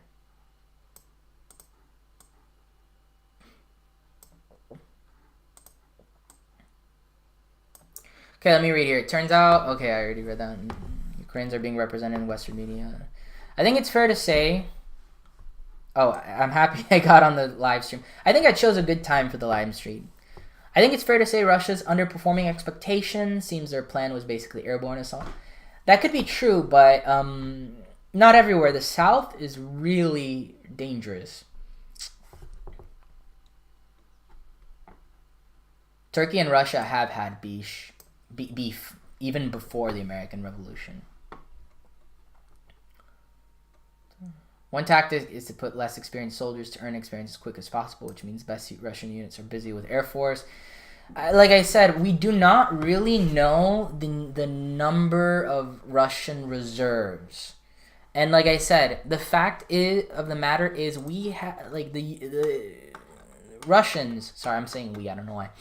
The Russians have achieved breakthroughs to operational depths to a degree. In the north right here, they run the risk of cutting off Chernihiv, which is sad. What an ancient, that used to be a principality of Kievan Rus. And they run the risk of really creating breakthroughs up here, southeast of Kharkiv, and most importantly in the south. Donetsk area, I think that's where the best Ukrainian units are. It's quite stable. Quite stable. Sorry, I'm coming off as a dick, but it seems a bit disingenuous to give a war analysis without mentioning the obviously mounting. Zach, I agree, and don't worry, you're not sounding like a dick. The reason is that I said, like, I have here, let me see where it is. I have a book on Soviet order of battle right here. It's really given me a glimpse of how Russian... It's given me a glimpse of how deceiving and important order of battle is. I have another book on German order of battle as well, Second World War, that I know I keep using the Second World War, but realistically, military doctrine hasn't really changed that much. So we have here densities. Pretty much, we have to treat casualties that we inflict with a grain of salt because it's so hard to verify. Again, disparity between the 3,500 figure and the figure of about 450. I think the Russians have lost more than the Ukrainians, definitely, but that's what my point. You can only safely rely on self-reported casualties. Russians have not disclosed that yet. Could be that they're suffering a lot, covering it up, but I would take the 3,500 figure from the Ukrainians with a grain of salt. I do not understand why people are seriously, like, I've seen Facebook posts of people literally just taking everything that the Ukrainians are saying, you know, without really concretely analyzing the situation. I honestly may, if I have time, I would love to write like a order of battle analysis and stuff of this after, but I don't. It's gonna be hard to do. I think I had to leave that to the Russian or Ukrainian military staffs, maybe for the layman. So let me look here.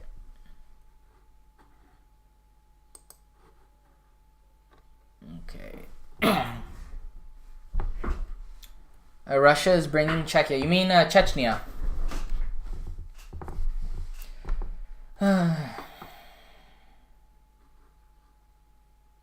Yeah, exactly. Misearth him. That's what I'm trying to say. That pincer in Ukraine isn't contained right here. And in the south, it is going to be over. That's the thing. You don't understand. People don't realize that there's resistance now, but if there's a moment where operational depths, I know I keep using that, if they're truly exploited, Ukrainian defenses will collapse overnight. But it's a lot different, even if it's a different kind of war, high density or not. Casualties are important, yes, but it's very premature just after... okay, my other comments were made before current... Okay, that's fine. That the biggest flaw of deep battle is securing flanks and risk of being cut off by some counterattacks. Yes, that's true. Oh, you definitely read an order of battle analysis. I'd appreciate that. I would like to do it, but layman terms, because I don't have access to all the information. Like this book, people don't realize how difficult or how detailed it can get. This book is literally just talking about the order of battle in Operation Bagration, which is an operation that took place over the course of a month. And it includes nearly everything, but obviously you have to take this with a gist of you have to take this with a grain of salt, especially the political analysis. For example, this is my point about not really trusting intelligence figures about reserves and everything. Soviets, they thought that there were about 1 million partisans in Ukraine and Belarus. The number was actually closer to about 200,000, I believe, in Belarus, and about 100,000 in Ukraine, maybe. I think 400,000 in total everywhere. So it's just to show you that, and you know, the Germans also got things wrong with intelligence. And, you know, of course, that was a different war. We didn't have jets. We didn't have supersonic airplanes. We didn't have, like, stealth aircraft. But we still had access to aircraft that could conduct reconnaissance missions. And like I said, the reason why there are videos popping up, I think, with Russians not knowing where they're going and stuff, that could be a combination of lack of experience, but also the fact that Maskirovka doctrine entails radio silence. It entails, you know, they're actually probably using maps. That's what I'm saying. This war is demonstrating fundamental military strategies that have not really been employed in the West and in Europe for 70 years, except for Yugoslavia. So we're not used to soldiers getting lost in the battlefield. We're not used to people running out of fuel temporarily. We're not used to highly unpredictable urban warfare. We're just not used to any of these things. If that makes sense.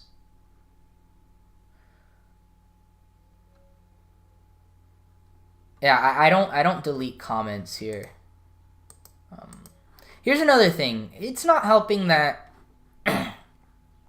the UK Foreign Secretary has actually supported people from the UK going to fight in Ukraine. It's an insane level of jingoism that I don't know.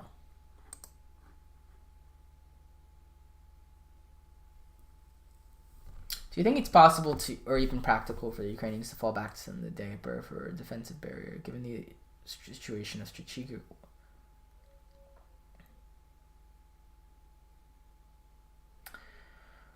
They could, but here's the thing: would the Ukrainians be able to effectively execute an organized withdrawal with the level of mechanization that the Russians have? It would be very hard for them. Oh.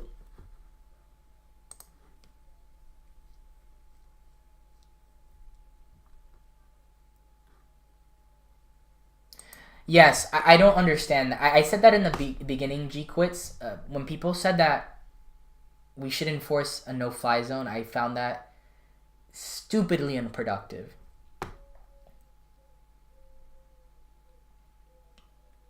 Yes, Ukraine would accept foreign volunteers, of course. Of course they would. I think they would. So, I don't know. I need to update the situation now. So I've already talked about that.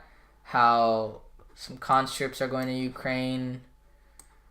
That's really gonna help Russia. But Ukraine also has conscripts, so I digress. Let's see any updates. So Medvedchuk, pro-Russian opposition leader, escaped house arrest. I think he has a chance of becoming, if Putin decides to install a pro-Russian government. I don't think he will. Oh, sorry. I get these advertisements from... I should probably blur that out.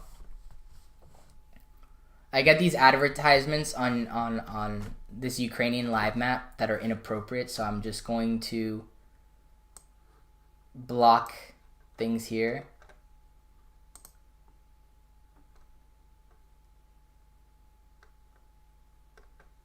Let's see. Let me block it here. Yeah, okay, that works now. Okay.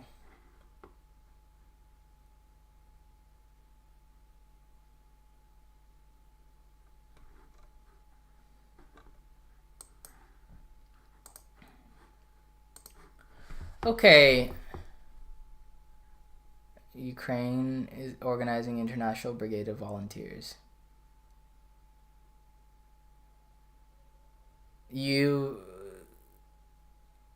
Kirk, you've sent volunteer letters to Russian and Ukrainian embassies. What?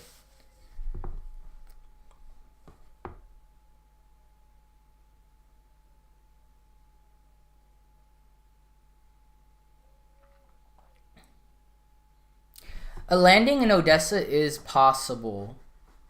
I think a landing in Odessa is very much possible, especially that they took Snake Island right here. I didn't even realize there was an island here. Is it enough to stage attack? No, but this is really gonna frustrate Ukrainian shipping traffic in Odessa and provide like a temporary base of support.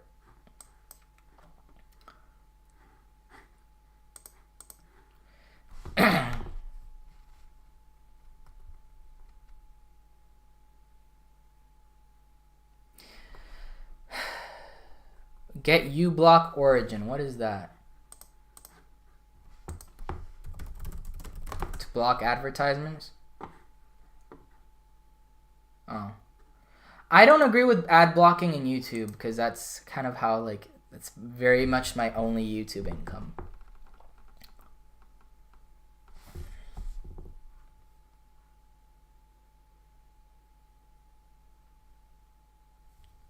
Yeah, a lot of people are virtue signaling their support for Ukraine. I think it's really like, if it's kind of scary how much media easily influences like people's perceptions on things. Like, I'm not saying that they don't have the right or that they shouldn't do it. It's just a bit scary how like people really sometimes act like robots in a way.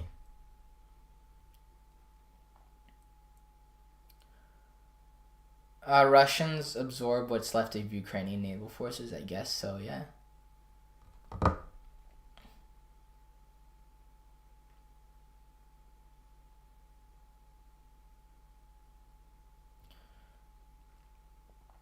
Well, Kirk, please be very careful, you know. I mean, Baldwin Bankrupt was there supposedly a day before the war happened.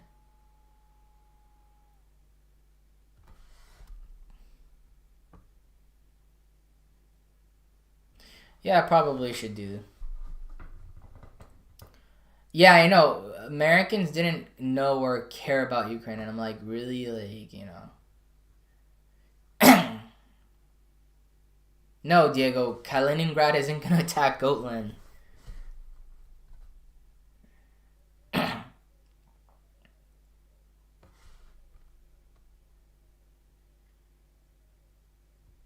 I've seen the end of it. He's alright. I always felt like he had a really pro-Russian perspective. Like, he has the perspective that I kind of have of Russia now. That, you know, Russians are highly paranoid and they've kind of suffered a lot because of the collapse of the Soviet Union. So I kind of like, I've understood that perspective a lot more the more I study about Russia. So here we have an anti-war rally happening. Again, these rallies are going to be limited to the major cities because that's where the opposition of United Russia is. If we look at, for example, St. Petersburg Assembly, if they have an assembly. Yep. Let's see. Okay, United Russia hasn't a majority, but, you know, Communist Party has significant, Liberal Russia, that's a minor component of United Russia. Okay, never mind. I thought... Wow. Never mind. I thought there would be more.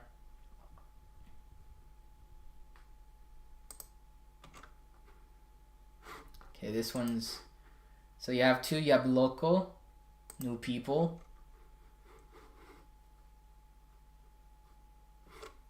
Are these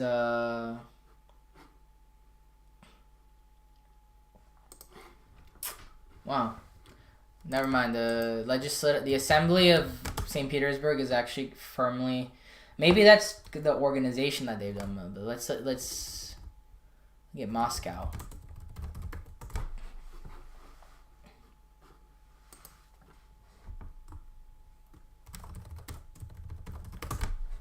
I wonder, like, if you compare the... Yeah, let's look at the regional parliaments of Russia. So these are all the regional parliaments. As I said previously, United Russia controls a majority. By far. I mean, nearly all of them. But look! Moscow is a bit more diversified. The opposition controls 19. It's nearly half and half. You see? So Moscow is obviously going to have anti-war protests because Moscow generally doesn't like it. But, like, are we going to see anti-war protests from Dagestan and Ingushetia? Are we going to see it from Tatarstan? Are we going to see it from all the Krais, from the minor oblasts and stuff? I don't think so. Not that much.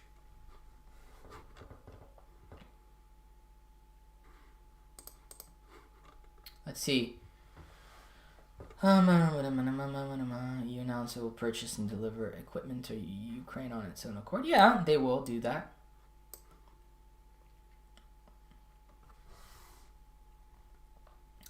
Ukraine's not going to be a turning point to geopolitics necessarily in a negative way.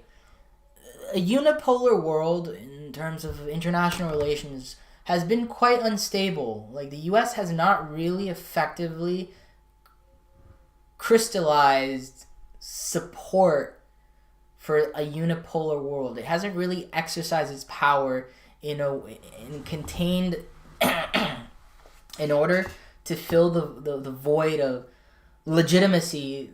It's lacking because half of the world all of a sudden became a power vacuum and stuff. So bipolar worlds aren't necessarily unstable. You could see that with the war on terror.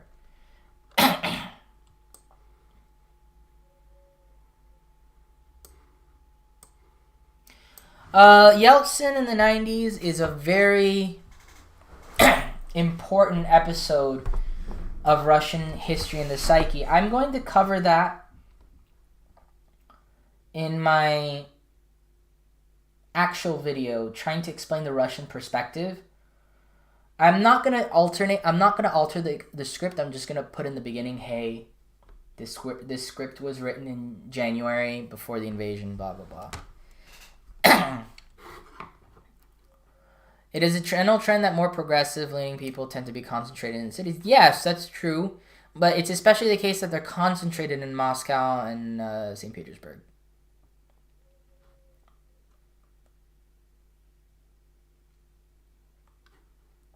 Yosowen, the parties are controlled opposition. Yes, but I did make the distinction. The Communist Party isn't really controlled opposition, nor is Yabloko, I think.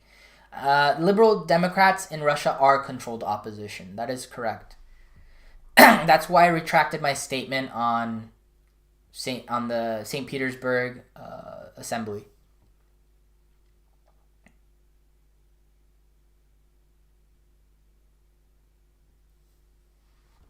CSTO forces. I'm horrible with acronyms. What do you mean? Collective Security Treaty Org. Ah! Yes.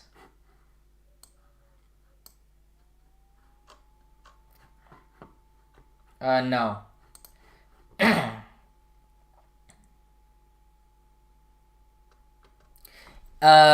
G-Quiz. Actually, the video is going to talk about the 1993 coup, but it's kind of oversimplifying it because I'm literally covering 30 years of history in that video. So it's going to be like a minor part of it. People in the far left and far right supporting Putin. People on the far right, I think, because they see him as a strong leader with a realist international relations perspective. None of this rules-based nonsense, because I feel like a lot of people, especially in the right, have seen the weakness of rules-based international relations. It doesn't work. It's also hypocritical many times. They're just tired of interventionism. Left-wing people see it mainly from the ideological perspective that, the rules-based system encourages the exploitation by capitalism because the capitalist powers are the ones that are stronger. US, UK, France, and whatnot. So I think far-left people support Russia because they see them as the underdog in this, maybe.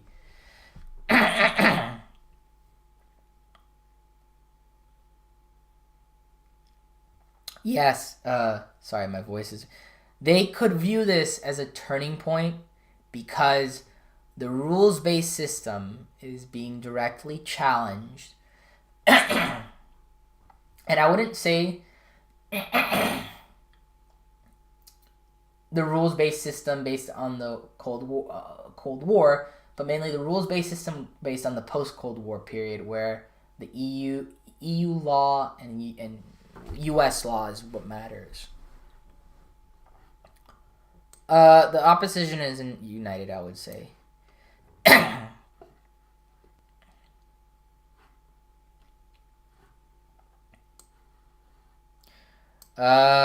Russians have special forces.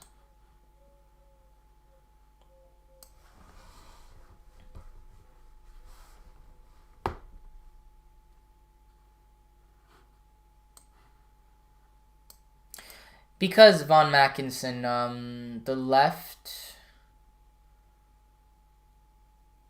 it's really tribalism, I would say, at this point. Russia, you have to understand, Russia is capitalist, but at the same time, a significant chunk of Russian enterprises are state-run. So it really isn't as, like, I think the U.S. controls, like, the government controls, like, what, 2-3% of enterprisal activity, you know, economic activity. Whereas Russia, it's closer to, like, 30% with Gazprom and stuff like that. Gazprom is huge.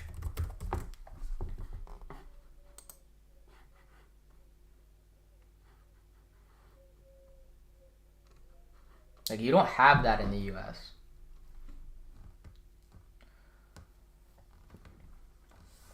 Gazprom's total assets is 323, but that's not its net assets.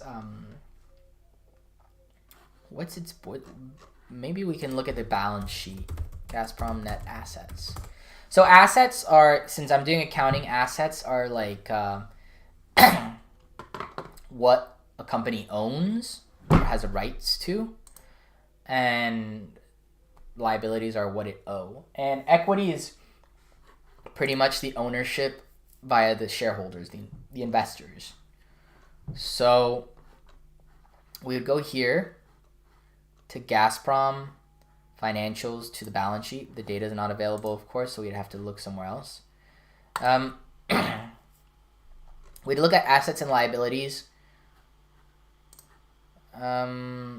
Quarterly values. These are quarterly values. We want to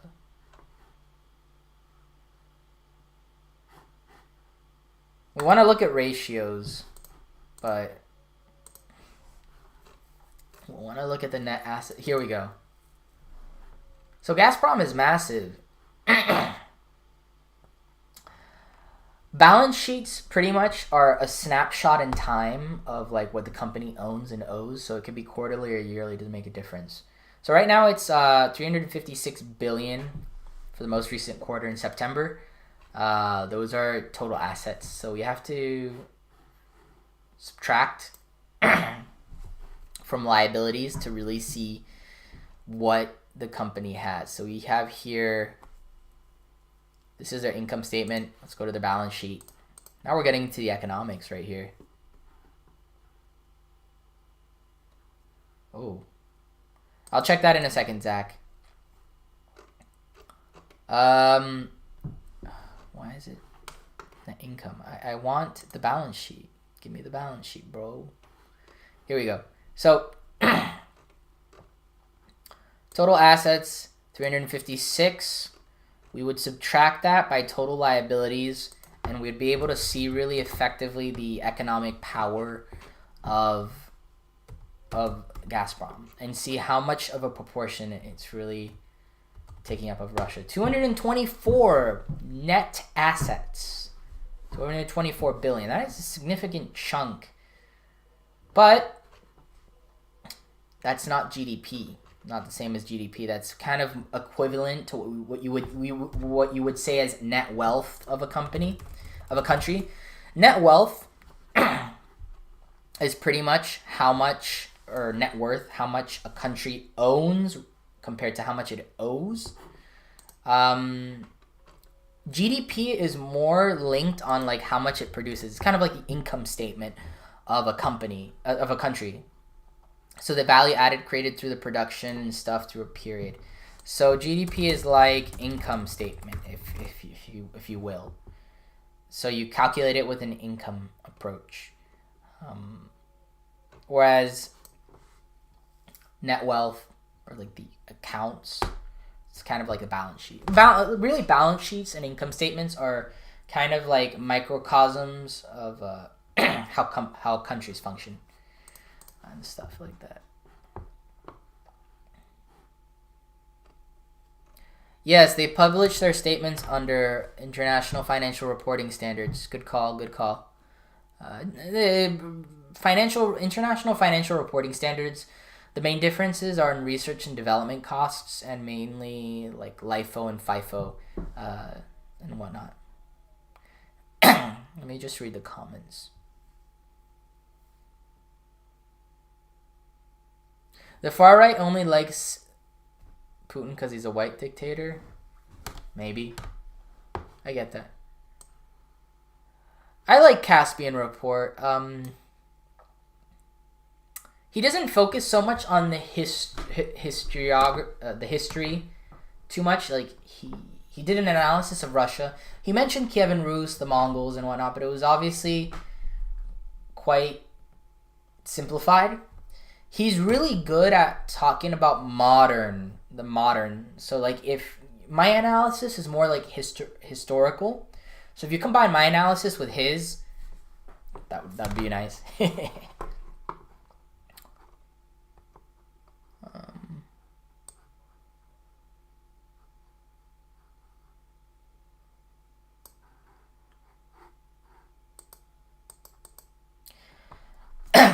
I don't know if he's a Russophile, but I mean he's Azerbaijani, so if we look at net wealth by country or total wealth, this is the net national wealth, as you can see. This is like the balance sheets of countries. So it's a total sum of the value of a country's assets minus its liability. So it's net assets, right? So what it owns on top, deducting everything that it owes, right? This is really, truly the wealth. That's why when people talk about Chinese GDP and all that stuff, that from a country perspective, GDP is really talking about how much a country's kind of producing in terms of income, but it's not really talking about wealth. Net wealth is truly the indicator of how powerful a country is. That's why I'm not really worried about China too much, because right now, the United States, as of 2021, controls 30% of the world's wealth. China controls 18%. So China controls a lot of wealth, but they are still far behind the US in terms of their assets that they actually own. So when people talk about, that China has higher GDP purchasing power parity over the US, they're really talking about the income perspective of these things.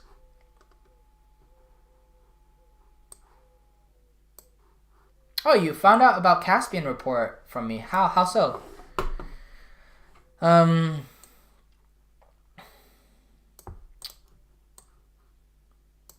CR is why the Armenians got whacked. You mean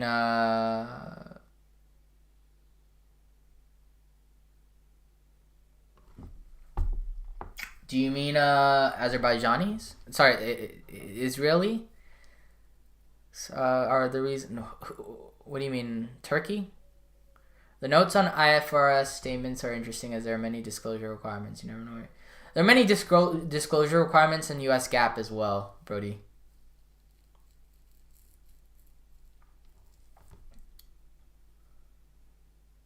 Any thoughts about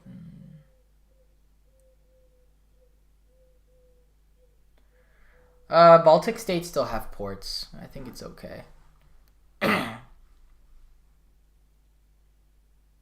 Maybe, yeah. My streams are like kind of, I mean, I think I'm contributing, giving vital information in this stream. Of course, I didn't research too heavily regarding the current situation, but you know, I'm trying my best. And the stream has been going on for how long? 2 hours and 24. I might stop it in like 20 more minutes. Right now we have 32 viewers. 30. That's pretty good. So, yeah, always focus on net worth by country if you want a country's true power. If we put net worth by country, you know, people are talking about GDP. That doesn't matter. I mean, it does matter, but like wealth is what matters. Here we can really get a taste for how powerful Russia really is. Let's see how powerful Russia is here. Wikipedia, sorry. Russia, about $3 trillion worth of GDP. Sorry, of worth of net worth. 0.73%. It's true, Russia's wealth is very little. It's smaller than Mexico's wealth, meaning Russia is economically less relevant, but who cares? Russia has a nuclear arsenal. So, China, though, being Russia's ally, 18%. Ooh, that's, tricky. So, European powers, European countries and American countries still are very powerful, significantly. Like Italy, France, UK, Germany. Like, they have wealth. Europe is 25% of the world's net wealth. So I'm going to go ahead now. Sorry for... I don't know if they have that much debt, but that's net wealth. Yeah, and it doesn't matter if you have a lot of debt to service, yeah. Going back, I believe... terror attacks in Russia, I realistically don't see why. Terror attacks in Russia were usually a reaction to the grotesque human violations in the Caucasus. And yeah, you wouldn't have guessed Japan is 3 because everybody's like, oh, the lost decade in Japan, oh, their GDP, blah, blah, blah, but that doesn't matter right now.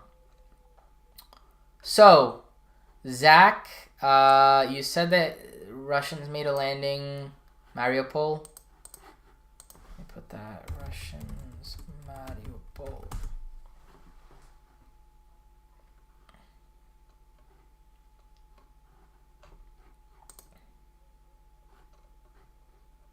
I keep getting Al Jazeera. Let me just put Ukraine war. Get any updates?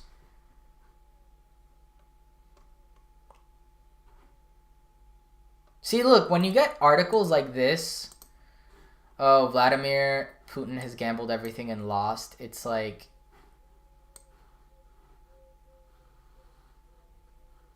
I don't know, it's a bit... It's a bit, this is a bit propaganda, that saying that he lost after 2 days. I don't know, really. Anyway, any final questions before we end this live stream? It's been a pleasure. Yeah. Yeah, G-Quiz, probably it was 2 years ago. I mean, I upload. Oh, it's on the live map, okay. I know, I upload very infrequently because, man, it's like... You guys don't understand. I put like so many hours into my videos and in regard to research and editing, and like I make so little. Like I'm an accountant. Well, I haven't finished my degree yet, but I'm training to be an accountant in the US, and like accountants usually starting salaries like $60,000, $40,000, $50,000, $60,000 a year. Off of a YouTube video that's doing really well, I usually make over the lifetime of that video, I would say like $500, stretched over years. But I put so much work and effort, and I don't really get that much Patreon support, which I understand. But YouTube at this point has, oh my god, sorry guys, whoa, sorry. Okay, guys, that's not good. That's Cherny. Yeah, that's not good. Sorry. Thanks, Harpog. I hope I was useful in this stream. My past streams have been a bit less educational. Me trying to like showcase like all my like. I don't know. Is this appropriate, guys? Like putting on like a Soviet hat or like. I mean, I'm sure they're using these kind of helmets in Ukraine, but you know, I'm just gonna put my Budanovka and probably end the stream that way. All right, guys. Hats are always appropriate, of course, but this one's really tight on me. All right, everyone. So any final questions before we end? Just breaking news, according to the live map. They've made it near Nizin and Priluki. That's really like operational, like, you know, that's operational depths there. See, now Ukrainians are saying 4,300 Russian troops have died. I don't buy that. I don't buy that at all.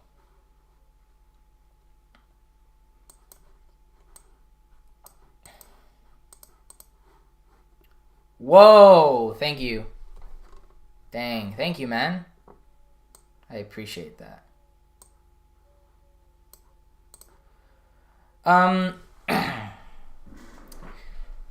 Olaf Scholz. I think Germany is very dependent on Russian natural resources more than anything.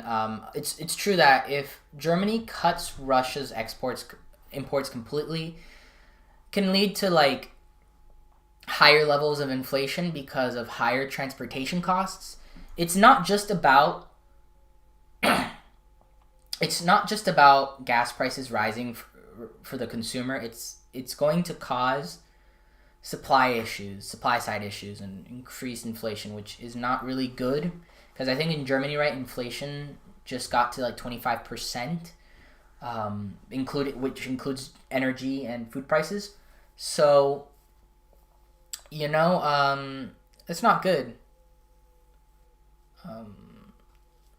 Okay, so Olaf Scholz, he's being very diplomatic, but I think he's just being forced because it's not going to look good on his part if he remains too neutral and like, oh, let's try to understand the Russians. No, NATO, we're showing solidarity, but I think it's kind of, on the part of Germany and France, I think it's kind of forced. Because the German government didn't want this to escalate this way. French, like you can see with Macron's meetings with Putin, that he also didn't want it to go this way.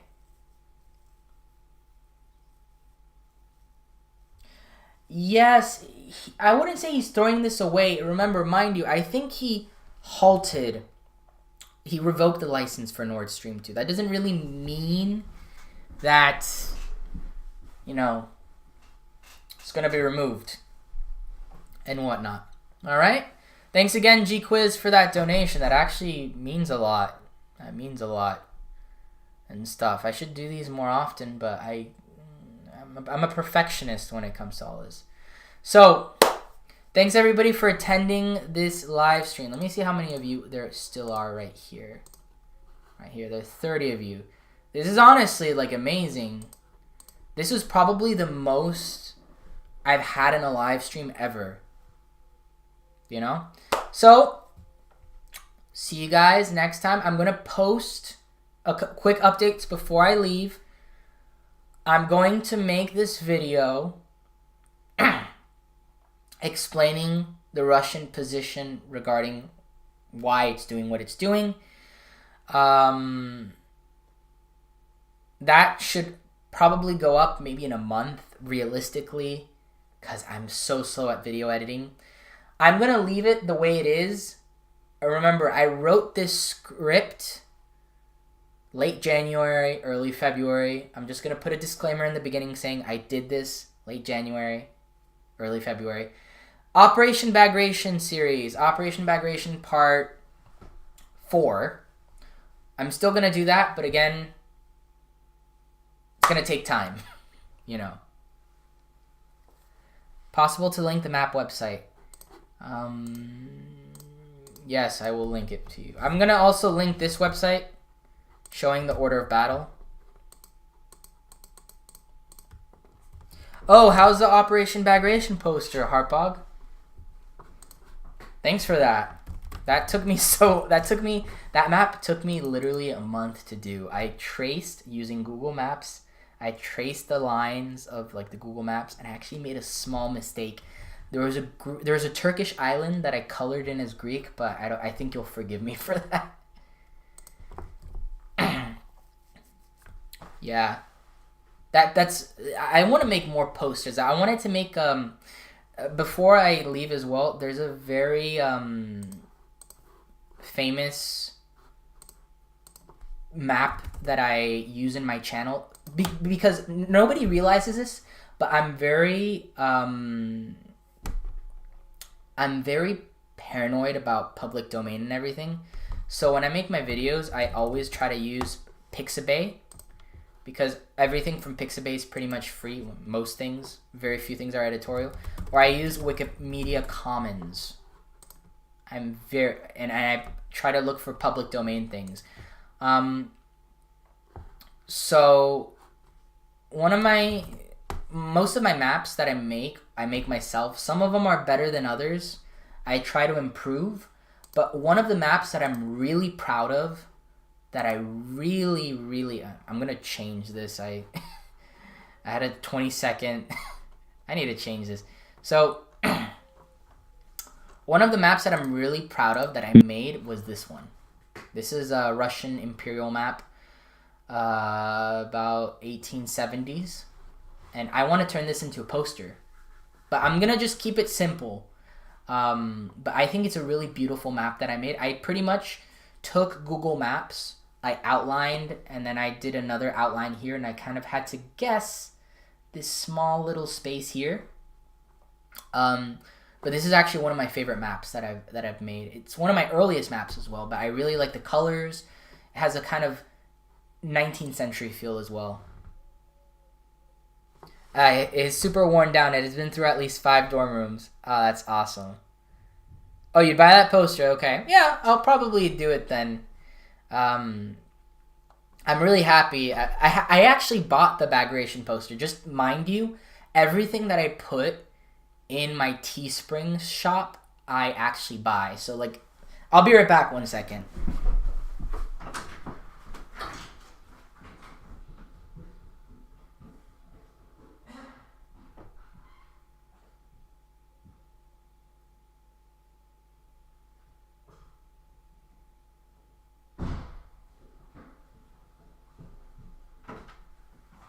Sorry, I'm back.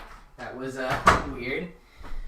Here, I have my my mental mutilation t-shirt. I actually use this to sleep. So like everything that I recommend in this channel, and I think that's why I don't really make that much money, but everything that I recommend in this channel, or everything that I attempt to sell in this channel,